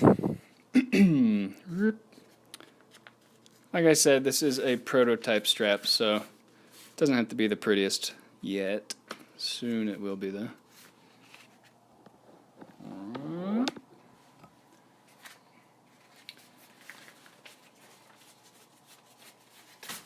Alright, well, I need some lighting.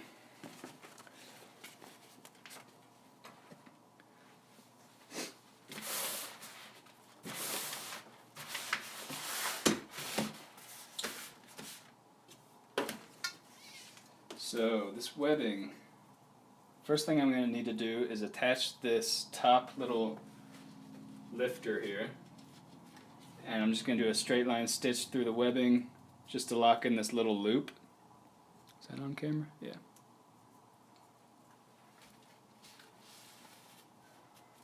And then what I'll do is actually lock in the webbing down here, lock it in a few more times around this curve, and then put another loop in the bottom on which I will attach a ladder lock, like so. I'm going to put the ladder lock a little further up because I don't like these to actually rub on me, so I like them to hit the foam on the pack instead of hitting underneath like this, hanging off. So I'm going to stop that right about there. So actually, I guess we're going back to the sewing machine here.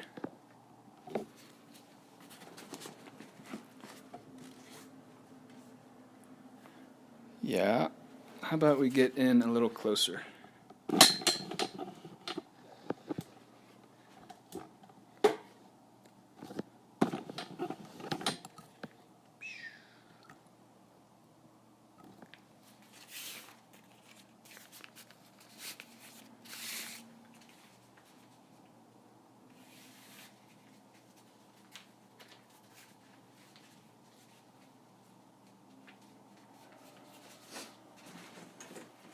Okay, so webbing, tri-glide here, got a lighter to seal the webbing off. I always keep a little scrap of paper to rub the end of the seal on just to get it really flat. Let's go. Won't be able to see the comments from here.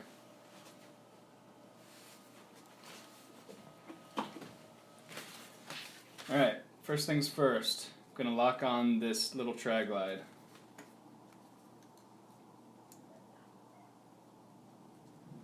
I'm going to try to get it as close to it as I can just to be efficient. There we go.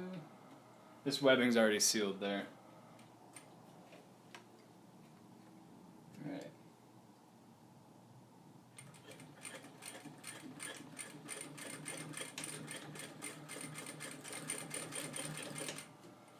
That'll do.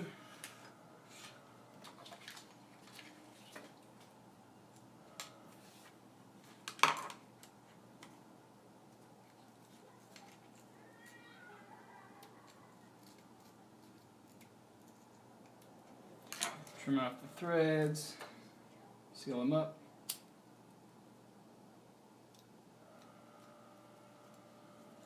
Alright, tri-glide is secure.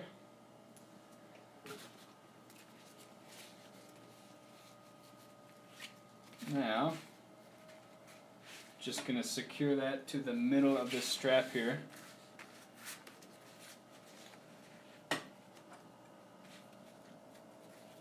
I want the tri-glide to just come to the edge. I don't actually want it to go back over it. So I'm going to bring that down.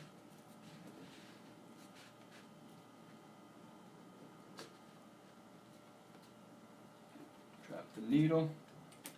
Oh, actually, center it a bit. Obviously, if this weren't a prototype strap, I'd be doing a little better work here, but I just really want to crank this out and see how it works before I get into actual nice pack strap development. Drop the needle.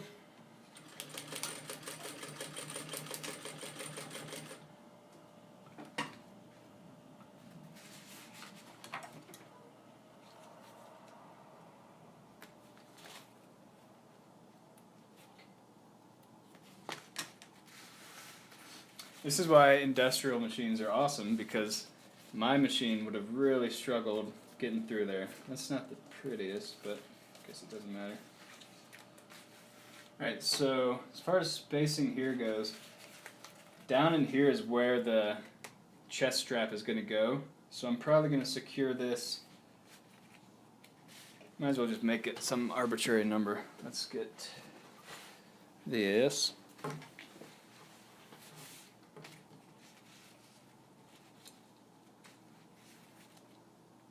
So I'm going to do it 6 inches from this seam that I just did.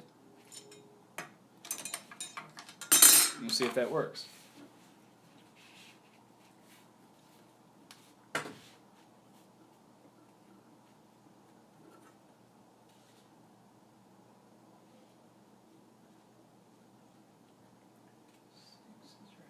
There. Center it on the strap. Drop the needle.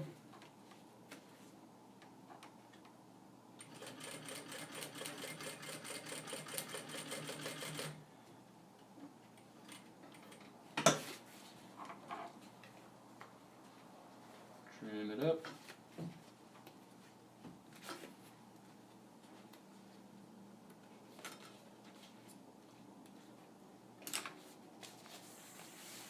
Pretty easy. Now, I'm going to do one a little further down here, right before the curve. So, oh no.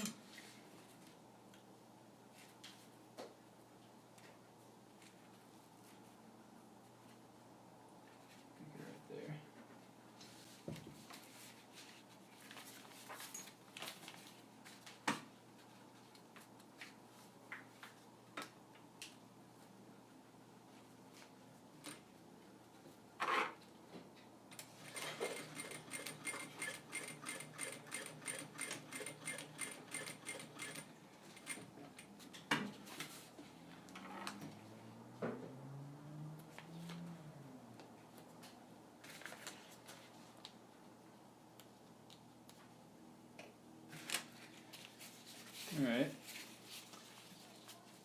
Now, what I'm going to do is put on a ladder lock. And to do that, you need a ladder lock.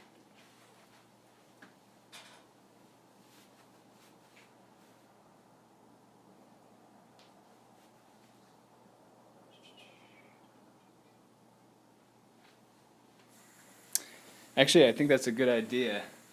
I will probably do that one day, do a stream on the different tools I use for DIY and make it more interactive so you can ask questions and I can just show you sewing machine, the tools I use over there, stuff like that.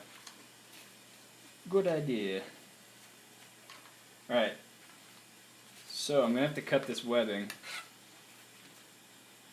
Ladder lock needs to go about there, that way. So that's going to be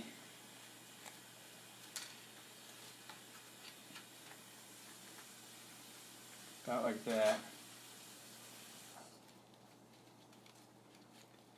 So I'm going to cut the webbing here, seal it, wrap it under instead of over, and then do some stitching on it.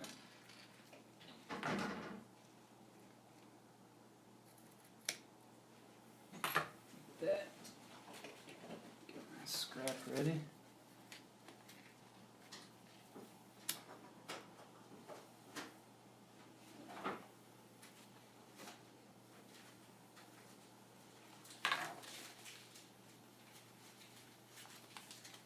Alrighty. Put the ladder lock on, make sure it's actually facing the right direction. Is this all on camera? This is kind of off camera. Alright.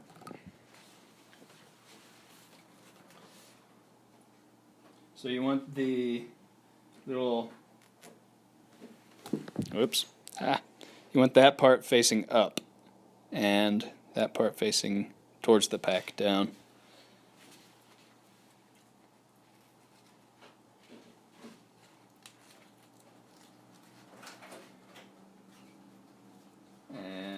That's about the length I'm looking for. So what I'm actually going to do is wrap this under like like that.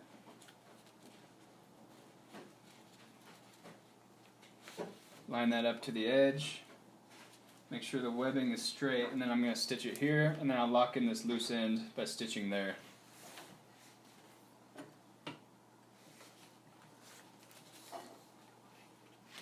Right, I have to switch that.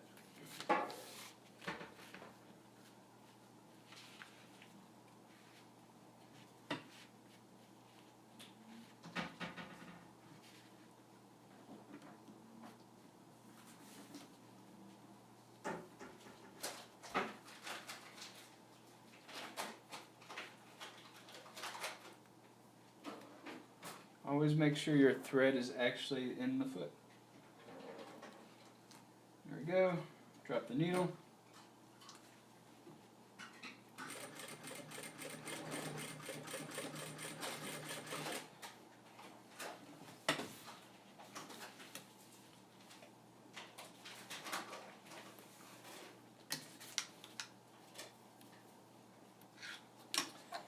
I always like to burn off the loose ends of thread just to seal them so they don't unravel. Not a big deal, but it doesn't really matter on a prototype like this.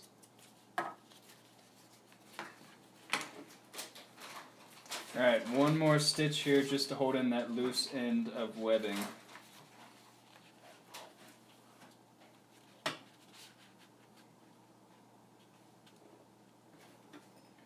Lock the needle.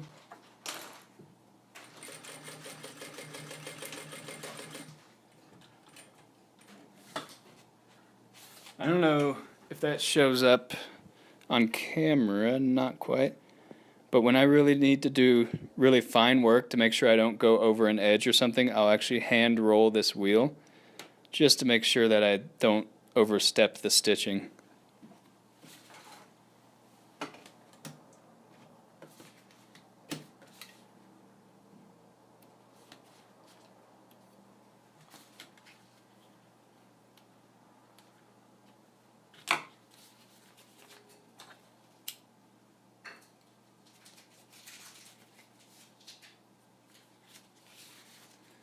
Okay, that is a semi-strap, or a strap actually. Let's go back over here.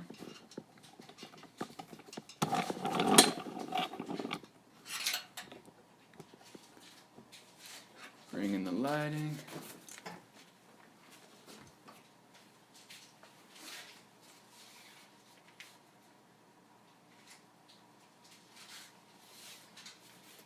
Oh yeah, materials in stock. Maybe I'll show you in a second what the materials look like. Okay, so there's the strap so far. Just been testing it out with my Granite Gear hip belt for fun. Or there's the pack so far, did I say strap? And here's where the straps are going to come out of. So that's going to slide onto this or onto this tri-glide here. Let's test it out and see if it fits. Kind of wish I'd made 2 of these now.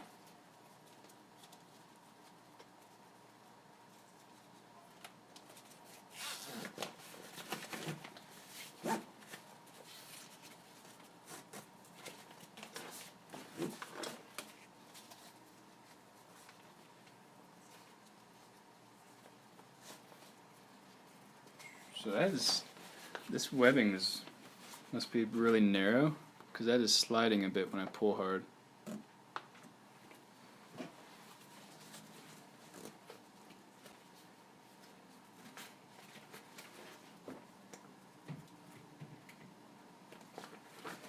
But there are ways to fix that. Just have to re-thread it a little bit.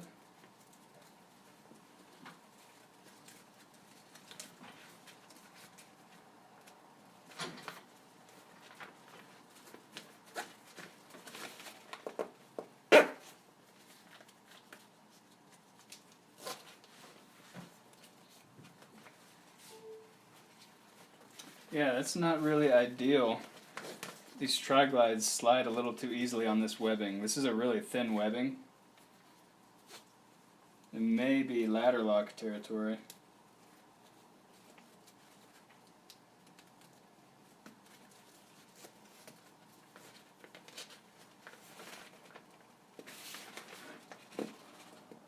Yeah, it's not quite good enough. But that's why it's a prototype. Anyways, good enough to test. Now we run this webbing that's coming from the hip belt down here. Run that up through the ladder lock.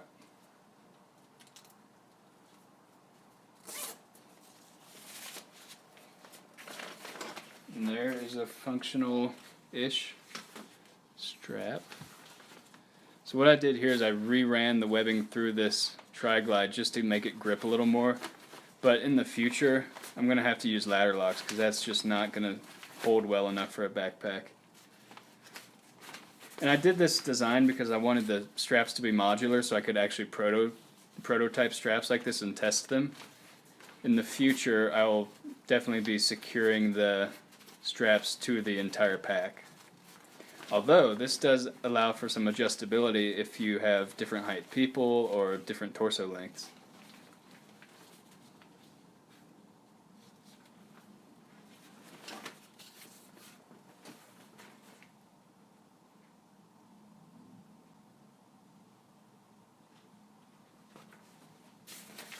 Alright, let's see.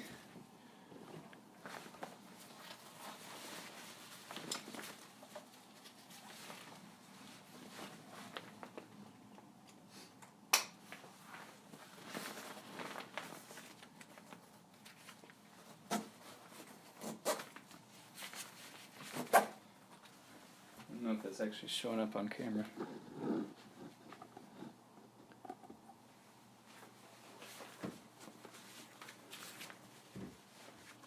Oh, I put the strap on the wrong side. That's stupid. Had the curve going the wrong way. Alright. Let's try this one more time.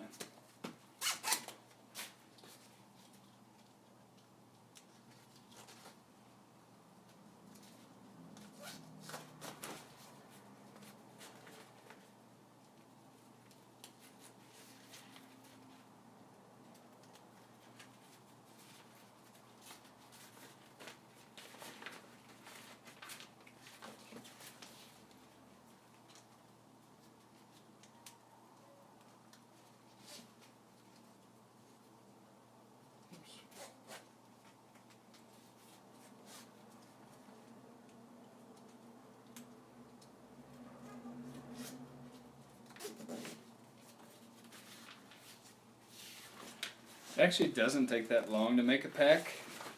This one I'm just experimenting the whole way and figuring some things out. I've made packs before a little faster, but I'm trying to actually come up with a really nice pack design. Yeah, so this strap actually feels really nice as far as length goes. I like that curve. It could be curved just a tiny bit more, but yeah, that's working.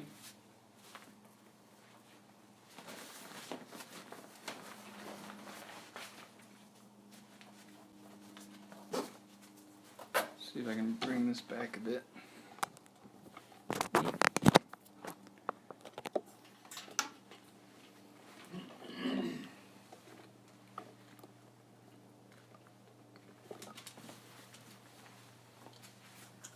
Yeah. Even though it took all day, it's a successful-ish prototype. There's a few things I'm going to have to change, like ladder locks back here instead of tri-glides. And probably going to adjust the curve just a little bit. But really I need to make one more and try it out with the chest strap in there to see what that feels like. So yeah, not bad for whatever it is. 31 hour build, what's it been? 2 hours? Whoa. Alright.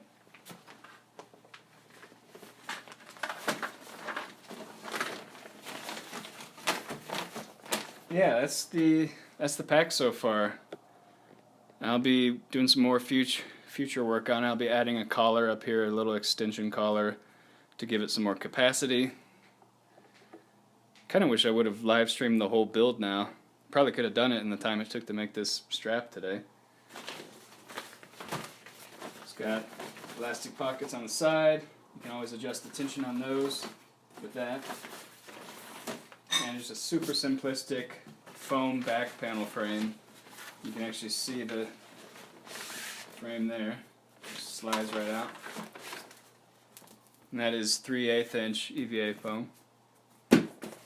Yeah, so before I shut off the stream, if you have any questions, I'll try to answer them. And yeah, thanks for watching. Thanks for sticking with me.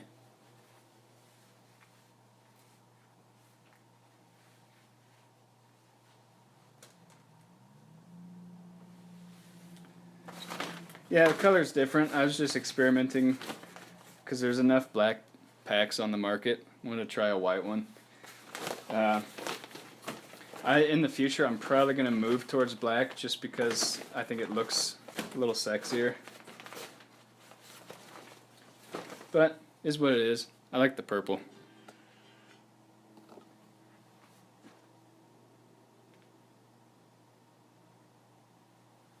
Alright, well.